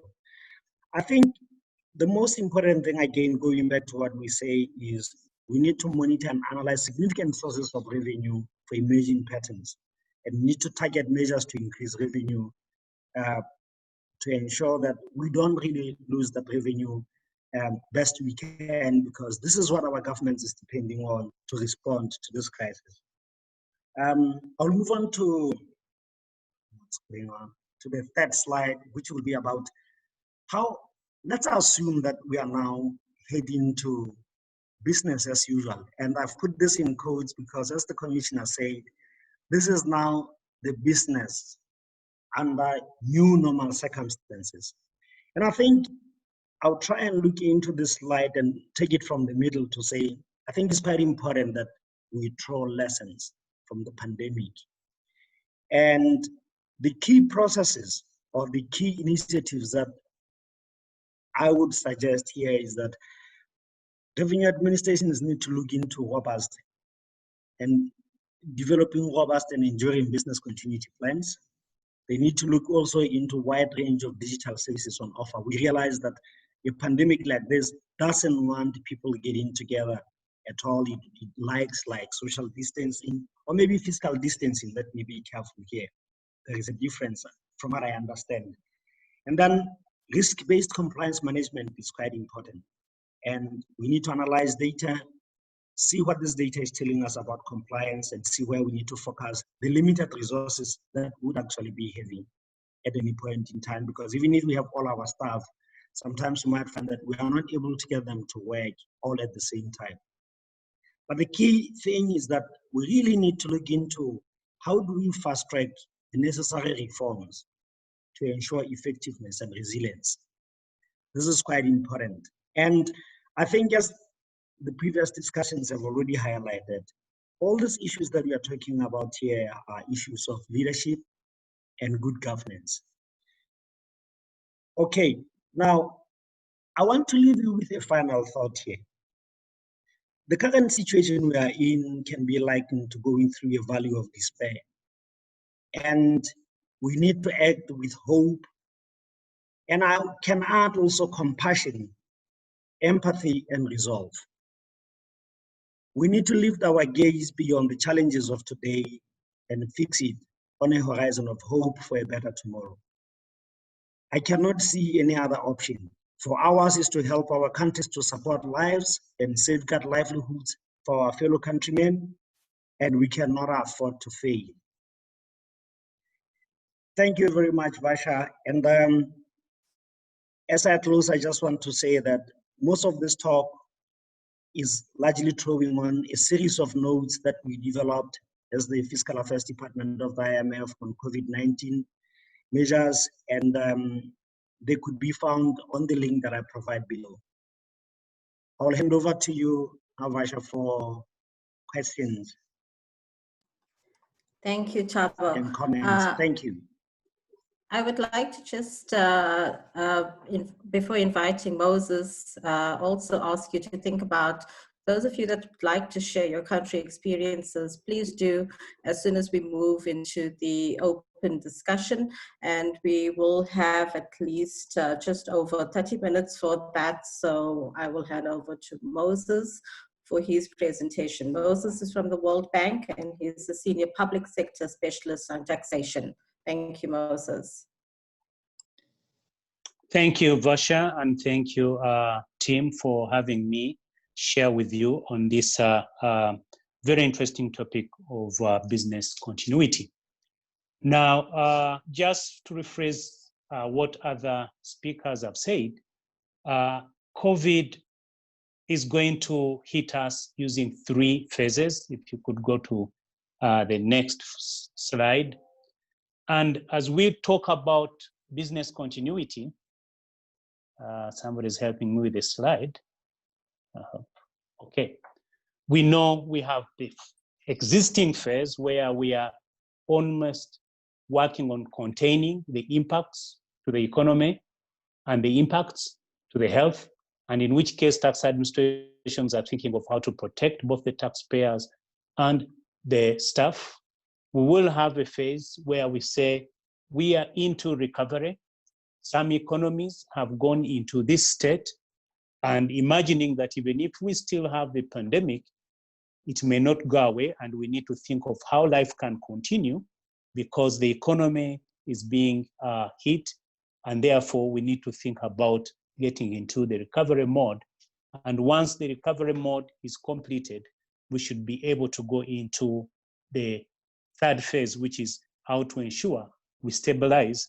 And I would want to quote the SARS Commissioner General, not go back to normal, but going back to a new normal where we build resilience and sustainability of the activities of the tax administration. Now, when we talk about business continuity, we've had the solutions that have been proposed, and some solutions have been shared that have existed. But if you look at those solutions, that's the next slide, it's basically ensuring safety of staff and the taxpayers to be able to decrease contact. If you can go to the next slide. And then upscaling the risk-based approaches to ensure taxpayers continue to comply. The best way to do this, and what many tax administrations have successfully done, was to shift to digital services. And I like the example that the Commissioner South Africa has given, where they've invested in more than 30 technologies just as a way of responding to the COVID problem. In other words, when you limit human interfaces, go e-services, then you will be able to not only manage phase 1, but be able to continue through phase 2 and phase 3. We've had in the past a number of assessments that have been done, and in speaking my thoughts, I had to draw back or go back to those assessments. And I'm happy that ATAF has also sent out an assessment, and largely speaking, the results that are coming from the ATAF assessment still resonate with some of the assessments that we've had. One of the common assessments that we rely on for tax administrations has been the TADAT assessment. Now, in the regions that I have been working on, and that's the next slide, if you could help us, we found that a key challenge that has existed has been management of the enterprise-wide risk. And my previous speakers have also mentioned this. What we find in the regions that I interact with within Africa is the fact that compliance risk management has been a little bit high up on the radar, and many tax administrations are doing well on this one. However, operational risk management has not been focused on, and with many administrations that have come in contact with, close to 67% posting weak or very bad performance in operational risk management. We find a number of failures, such as not knowing what the risks are. We have weaknesses in evaluating and prioritizing the risks. Some do this well, but do not address the risks or respond to the risks as they arise. We have governance challenges around risk management, and many instances, business continuity plans do not exist. If they exist, they've been relegated to ICT. In other words, you have a very good ICT business continuity plan, but not an enterprise-wide business continuity plan. There's almost limited human capital risk management, and risks relating to human capital or responses to human capital have actually not been put on the risk register. And yet this challenge has come in and it's hitting us on the risk, on the human capital side, and threatening business continuity on the other side. We think that enterprise-wide risk management should be the thing today. If anything, it should be elevated in the structure and hierarchy, because it's what will help any tax administration to maneuver the three phases of the COVID. That is the containment phase, recovery, and later on, the sustainability phase. Many revenue administrations have got management executive committees, and they give them quite a lot of priority, meeting on a weekly basis or bi-weekly basis. We think the enterprise risk management governance structure need to be elevated to a level where if the chief executive has not heard from them in a day, it may be a little bit troublesome for the revenue administration. And why do we think so? The environment is changing. COVID launched it, but governments are responding. When they respond using many tools, but in the tax landscape, they are exempting many taxes. Some of the governments we are seeing in the region are reducing tax rates, and therefore the tax administration needs to know how to deal with the new tax policy environment. Secondly, taxpayers are also responding. Business models are changing, and therefore what you had pre-COVID may not be the business model you wake up to when COVID is gone, or when we've said let's recover and move through the resilience phase. And for that reason, enterprise risk management will help you identify these things that are changing, evaluate them, and give you opportunities of how to respond. So enterprise risk management to us seems to be the driver of every other weakness that is seen in the organization, whether it's a weakness on the tax register, a weakness in compliance, a weakness in communication. Now, when we look at the key things that are very vital for responding or having business continuity, we have mentioned ICT, and true, we have low ICT abilities within the region, and we've seen it at varying levels. Some ICTs are at basic levels where you just communicate. Others do not exist. But what we see in the region are systems that are partial in nature. Either online payment is available, but online filing is not available. Online filing may be available, but partially used by particular segments. For example, the large taxpayers may be using online filing, whereas the small taxpayers are using manual filing. Now, in situations like this, you end up having a tax administration that is unable to implement social distancing measures as dictated by government without necessarily impacting their business, their core business of collecting revenue. Leaving the state of preparedness, and if you could go to the next slide, of the online systems, you go to what we called the communications that are necessary during this phase. We realize that communication is vital, and the Commissioner has mentioned this quite well. Communication from the management to the officers, but also communication from the tax administration to taxpayers, and from taxpayers to the tax administration. Within the region, we've seen that when the online services were established, portals were established, web services were established, the tax administrations became good at sending out communication to the taxpayers. If anything, the taxpayers are now guilty of having information overload from tax administrations. They will know which laws exist. They know which compliance obligations exist. If they don't know, they know where to find that type of information. Nevertheless, within the region, we are seeing big weaknesses in tax administrations dealing with, receiving, and responding to taxpayer requests for information or guidance. And you see that in many of these situations, taxpayers in need of resolving a matter resolved to visiting offices, despite existence of online services and despite existence of communication to the taxpayer. So this really curtails the social distancing which is necessary as a business continuity tool and a safety tool within this pandemic.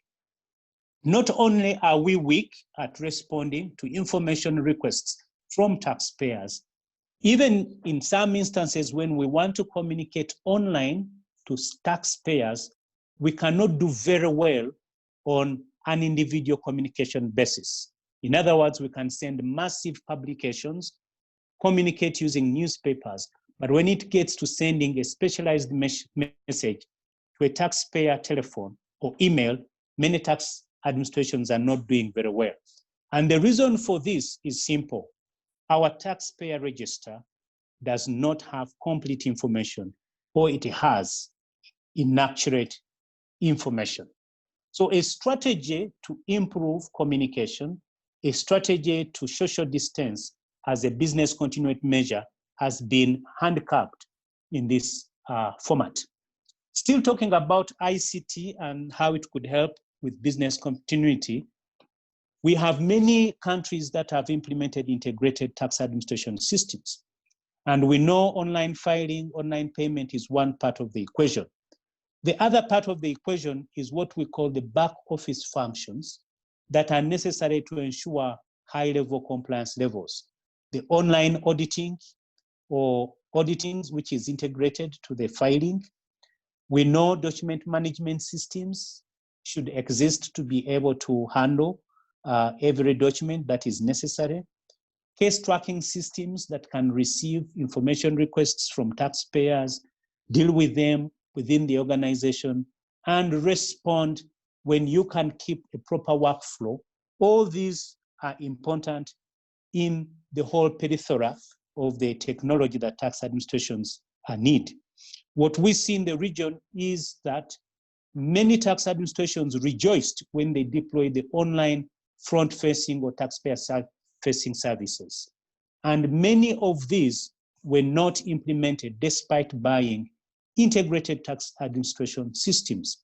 So you visit many tax administrations and the online audit system is not working. You find the document management system is not working, or case tracking systems are not working, and you still have to rely on the manual delivery of documents or tracking of cases. So this is a situation where you have systems in place, but the change management was not completed. And because change management was not complete, when you want to resolve to a system that was built for you to manage a robust of other areas, you practically end up not faring very well. And that was the next slide. So what do we see as being some of the business continuity containment measures that have been proposed? And I'm borrowing this from the OECD document. We find recommendations such as give additional time for taxpayers to deal with their filing or compliance, defer payments. Where penalties exist, you can remit this. Can you suspend debt recovery plans? Quicker refunds should be made to taxpayers to enable them recover better. Unfortunately, these rely on a taxpayer administration system that is prepared in the back office side. In essence, if reforms were not complete to deal with monitoring online filing, reforms were not complete in dealing with debt recovery, or reforms were not complete to deal with better taxpayer refunds, it will be hard to continue business in the COVID containment phase recovery, or even have the best kind of new normal when COVID is behind us. And this is what we are seeing within the region. And as I conclude in this sharing of the regional outlook, or what we see in the region, next slide, please. What we think is that the responses required for business continuity are being disseminated, they are known, and I believe we should all embrace them. What we see in the region is that we have various preparedness levels, with some tax administrations at 1, others at level 4 maturity, and we could do many things to be in the best position. Our view is that we need to enhance and prioritize preparedness. First, go back to enterprise risk management, because this is necessary today than it was yesterday. Every challenge in management results into a new management phenomena. We had situations where cost containment was it, business process reengineering was it, whatever it was. Today we think the risk management is what will make a tax administration know what are the new risks beyond the COVID, anticipate what taxpayers are going to do, anticipate what governments are going to do, and move in preparedness to put what is necessary to continue businesses. We also think, when we look at many governments within the region, that institutionally tax administrations have been in a better state than many other government agencies. And for this reason, they may need not only to improve their own preparedness, but also assist government improve its preparedness and respond better to the COVID pandemic recovery phase and the post-recovery phase. I like what I saw from the South African Commissioner's presentation, where he is having a dashboard that not only looks at what SARS is doing, but what other outcomes that are necessary for government's preparedness will look like. So I foresee that as being one of the regional, the tools the region gives, tax administrations give within the region. Specifically, when we bring it to the tax business arena, we find that a tax administration is better equipped than the tax policy or the Ministry of Finance, National Treasury. For this reason, a tax administration risk management team may need to step in and help the tax policy division carry out those necessary tax policy analyses, support the forecasting, to be able to help government respond beyond the pandemic through the recovery and the sustainability phase. Now, we have many stakeholders that are required to ensure that this happens, and I think we do not want to leave this to only the tax administrations or their governments. If you've noted, the World Bank has stepped up its response in the COVID response.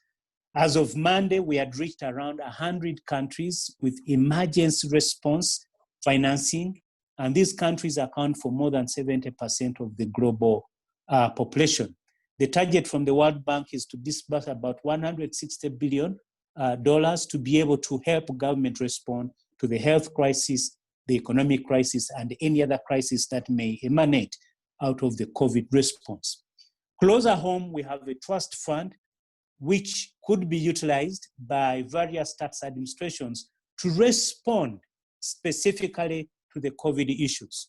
So if you find yourself not well prepared on the risk management, not well prepared on the online services, when you need to deploy quick tools, not for the normal business, but for the new normal, then the bank office close to you could be approached, and they could escalate the requirement such that we can respond and continue business in the midst of these very challenging times. I beg to stop And thank you very much. Back to Varsha. Thank you, Moses, and thank you to all the speakers that have presented. I would like to encourage tax administrations that are present to please share some of their country experiences as well. As you would have seen on the chat, we have lots of requests for more experiences. I would like to invite John from Tanzania to share his experience from Tanzania. Thank you, John.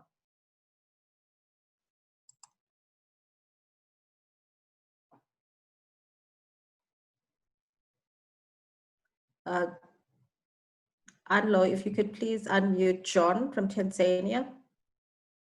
Yes, I have already unmuted my microphone. Can you hear me now?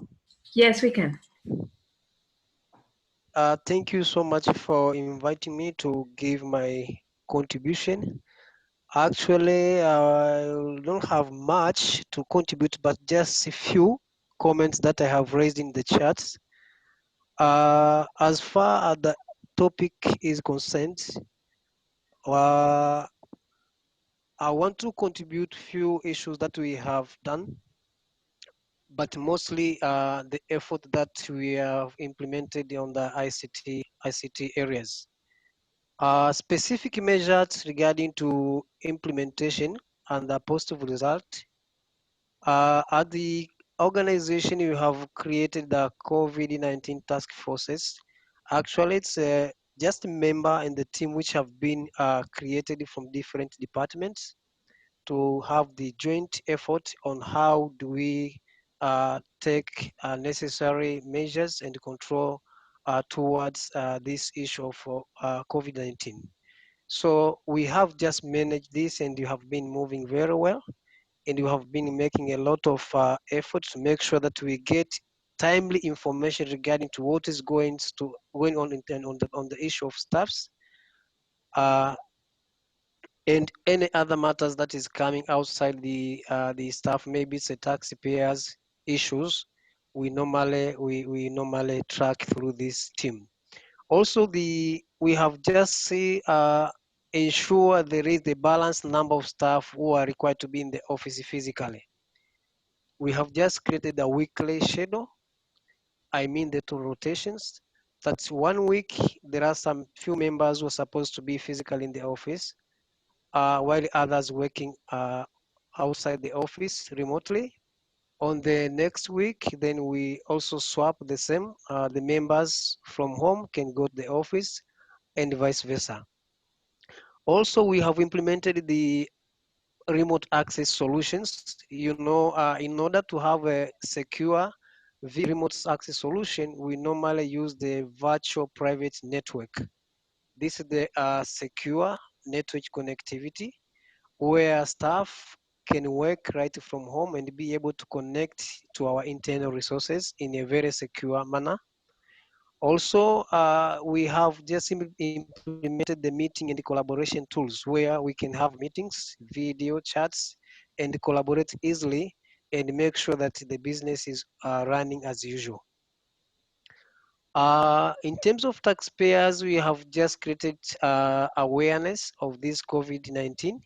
For instance, in the regions, we have also established some special teams to take care of all the taxpayers who are supposed to come physically to the office and use the necessary measures that can be used to prevent this COVID-19 spread.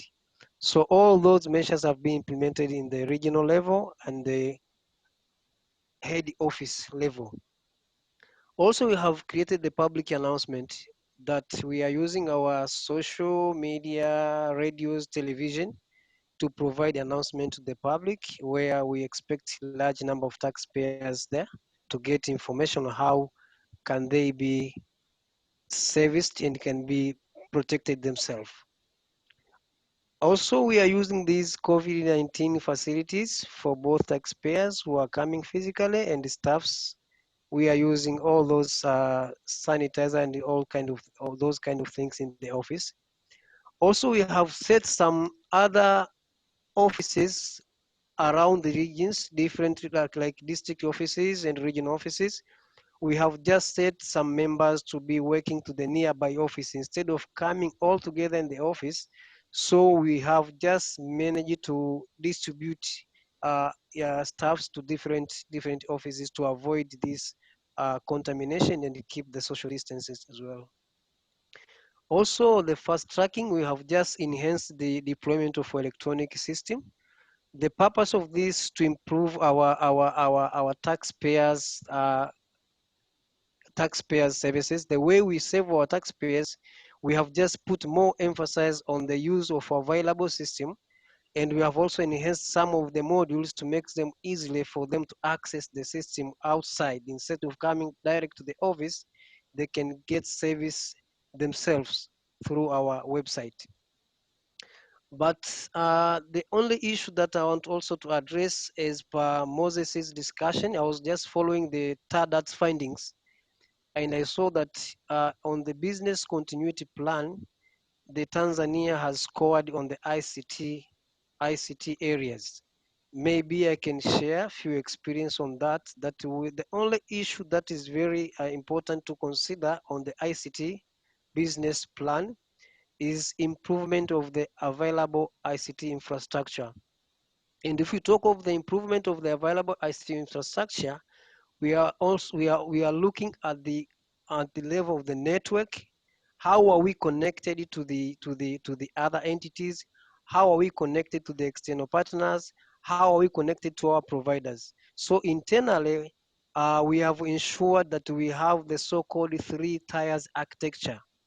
3 tiers architecture, that means we have the production system in our main data center, and on the same data center we have the failover, whereby if one hands goes down, the other hands can automatically proceed to perform even without user to know what is going on. Maybe only administrators can note that one part is not working, but the business will continue as usual. On the network level, we have just improved the so-called load balancing in such a way that if one service provider is down, then the other service providers can take over automatically. So to ensure that there is no disconnection or downtime during the business operations. And on the other side, we have extended the same architecture to our DR site, the disaster recovery sites, whereby if we have the critical downtime, we are good to switch from production to disaster recovery site. In this ICT aspect, I think in this COVID-19 pandemic is of high priority to consider, because the issue does not encourage people to be closer or to gather together as we were before. In that case, what I can say, we need to put more emphasis on this ICT area in a sense that we need also to improve other areas where necessary and put more emphasis on enhancing or digitalizing our system. You know, most of the Africans, not only Tanzania, Africans countries, we are running manual system or semi-manual system, whereby even the way we are serving our taxpayers, it takes time, it is risky, it is costful.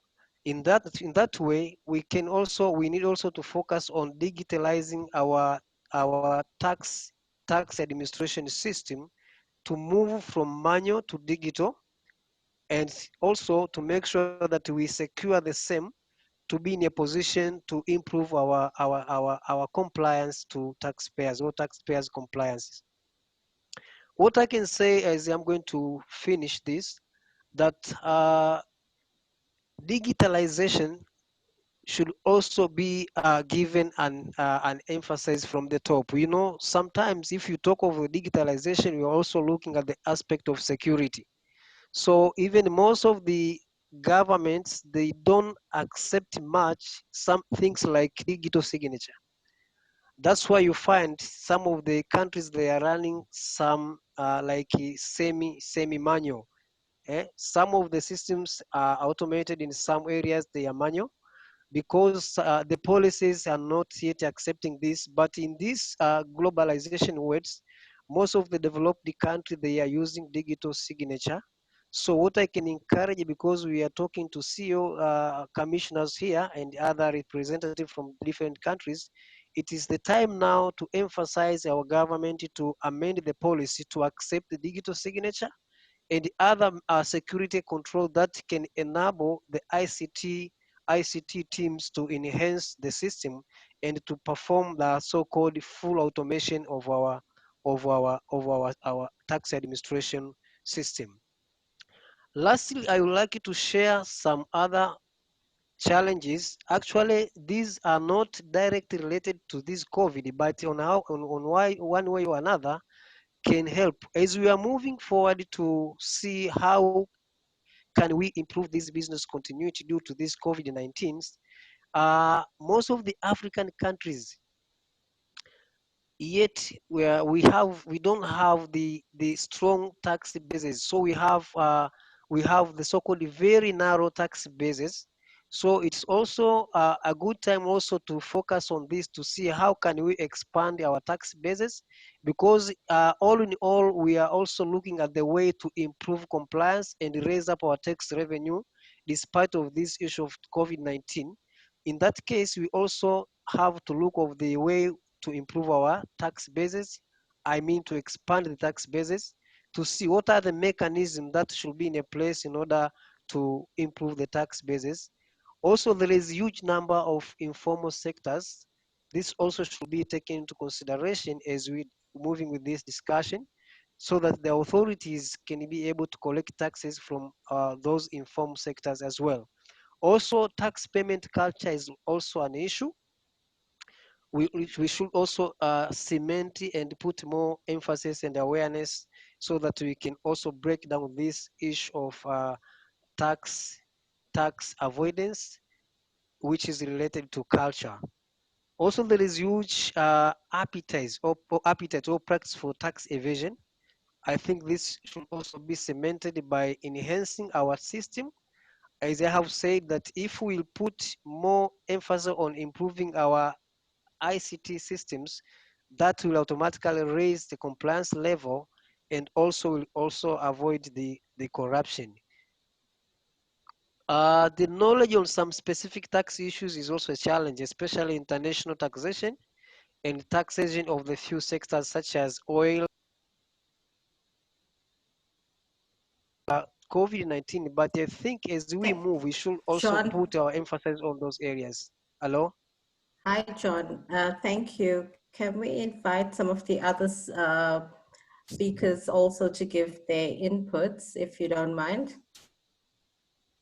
Thank you so much for this. You can proceed with other members. Thank you so much for listening. Thank you, John, very much. I would like to also just pose a question. I know that some of the commissioners have given up a lot of time and need to leave. Commissioner from South Africa, there was a question that has been posed on the concern about the varying impact this will have on neighboring countries. And the participants would like to hear lessons from South Africa, and if Nigeria is present, if you could also share, as well as Kenya. Commissioner, South Africa. Thank you, Varsha. So there's a couple of realizations that we have had. Remember, when lockdown was announced, the first reaction was to close our borders. And obviously we realized that some of the countries like Lesotho, Eswatini, are directly affected by that. And then also some of our neighboring countries use our sea and airports also. So the regulation was amended to continue to allow essential goods and services across the borders and not to stop them. What was stopped was all travelers except for citizens of South Africa and obviously citizens of some of our neighboring countries there to come through South Africa. But these were special repatriation flights. They weren't commercial flights. we are also particularly keen, or not keen, we were also particularly aware that the food supply chain to some of our neighboring countries was dependent on South Africa. So particularly our land border posts between our neighboring countries, we continue to allow travelers that were conveying large trucks of essential goods and services as well as food to continue to pass through our borders. We implemented a protocol where the truck drivers and staff had to sanitize so that we could minimize the risk of transmission from the people, and also introduced strict sanitization protocols for goods and trucks to be sanitized, particularly those that are coming across the borders. Those who are on the seaports, we initially did introduce sanitization, but we were reliably informed by the experts that after spending 2 or 3 weeks on the ocean, there would be very little chance of the virus surviving after so much time. We also had to make sure that our frontline staff, which in our case would have been our customs officers, plus the South African police force, and to some extent the Home Affairs, with protective clothing, where they had to come in direct contact with goods or people, and introduce additional social distancing and other health measures. So in all, we feel that there will be a direct correlation between the effect on South Africa to our neighboring countries. Clearly, we will have to do a bit of post-COVID analysis for the members of SACU. We also are mindful that the new Africa Free Trade Agreement was scheduled to come in play in about a month's time, and that will have to obviously be considered. So I think all in all, whilst we are learning the actual mechanics of how to do that, we are primarily at this point in time driven by the, let me call it, the softer humanity-based issues of making sure that these countries are not disconnected from the global and local supply chains. But we are also mindful that we cannot let the enforcement component drop completely. Phase 3 lockdown will come in as from the 1st of June, and we are busy with the finalization of the activities. Maybe it's useful for our colleagues to know that in SARS we have 53 tax and customs officers and 84 ports of entry, mostly land ports of entry. So for us, it's a huge operational issue to keep that going. So as I said, at the moment we have kind of prioritized health and social issues, but we can't allow the revenue and compliance issues to fall off the table completely. There's also, sadly, COVID crisis does not, like any other crisis, does not make you who you are, it simply reveals who you are. So we also have to be mindful of the continued abuse by many of the players to make virtue for themselves out of the suffering of others. Let me pause there. Thank you, Commissioner. We have a lot of comments and on the chat. What we will do is we are going to send the questions to the speakers and the presenters, and we will send you responses to all of you that are participating. Since we are approaching 1 o'clock, I would like to hand over to Mr. Logan Watt for the closing, and thereafter to Ben Dickinson from the OECD. Thank you. Thank you very much, Varsha. Let me just say that we've had incredibly rich contributions today, and there's clearly a whole range of more areas to explore. The presentations by the organizations both Tatile Chama and Moses from the World Bank, gives us a very broad sense that both what we are experiencing within ATAF and also, I'm sure, the OECD in each program, the challenges of, on the one hand, digitalization, communication, and operations is really fundamental to what Commissioner Generals are struggling with. But issues around a risk mitigation strategy, enterprise-wide risk management, is part of the broader rapid response that we need to do. And so the work that we are doing on the research survey on responses from countries are going to be critically important to draw from the experiences that we shared here today. And so I'd like to thank everyone. The presentation from South Africa was very extensive in this comprehensive response. I do think, maybe finally to say that we will probably be significantly richer if we have a lot more country experiences to share.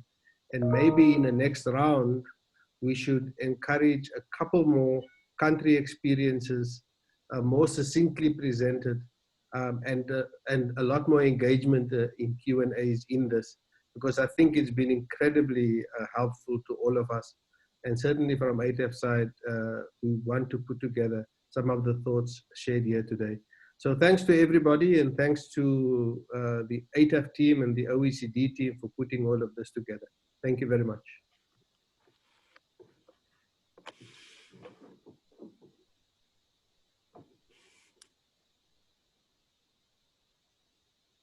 Thank you.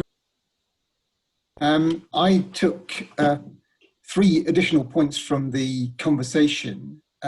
Perhaps most importantly, perhaps you, like me, took comfort from what the SARS Commissioner said at the outset, which that if tax ever had a higher purpose, now is the time. And in these times of relative isolation, I think this is important to remember. We're not dealing with a side issue. This is central to the financing of development, and reinforces the idea that we must keep persevering and innovating. And that leads to my second point about the practicalities, which is that there is clearly a huge amount of experience out there and lessons to learn. And I completely agree with Logan that we've just scratched the surface, and we need to find a way of a more ongoing, continuous engagement about the way in which we can share experiences. From our side, as Peter Green said, we will produce more global experiences where we can, and clearly working with ATAF will be. We have something coming up later in the year on taxpayer education and communication, where we will feature some of the COVID lessons too. And then finally, I was very struck by what John said in the side chat about the fact that COVID is driving us, whether we like it or not, towards thinking much more seriously about technology. And clearly now is the time to think about the step changes in technology to all aspects of tax administration business. And I think the OECD would be very pleased to work with others on seeing what kind of lessons can be taken globally. I think we may have something particular to say about the importance of leapfrogging technology and some of the errors that some of the advanced administrations have made in huge investments in technology. But I think this is not a country by country issue. This is an issue that we can all move together on. So let me stop there, and finally thank you all very much for participating. It's been a great discussion. This is one in a series of events where ATAF and the OECD are working very effectively together, and we should continue to do so. And thank you, Commissioners, Commissioner Generals, Director Generals for your valuable time. It's been a great conversation, and we look forward very much to working with you on an ongoing basis. Back to you, Varsha. Thank you everyone for your participation today. We will put a discussion forum on the knowledge sharing platform and send you a link so that all the comments and questions that have not been addressed can be addressed and the discussion can be ongoing. Thank you. Thank you all. Bye-bye. Thanks, everybody. Bye-bye.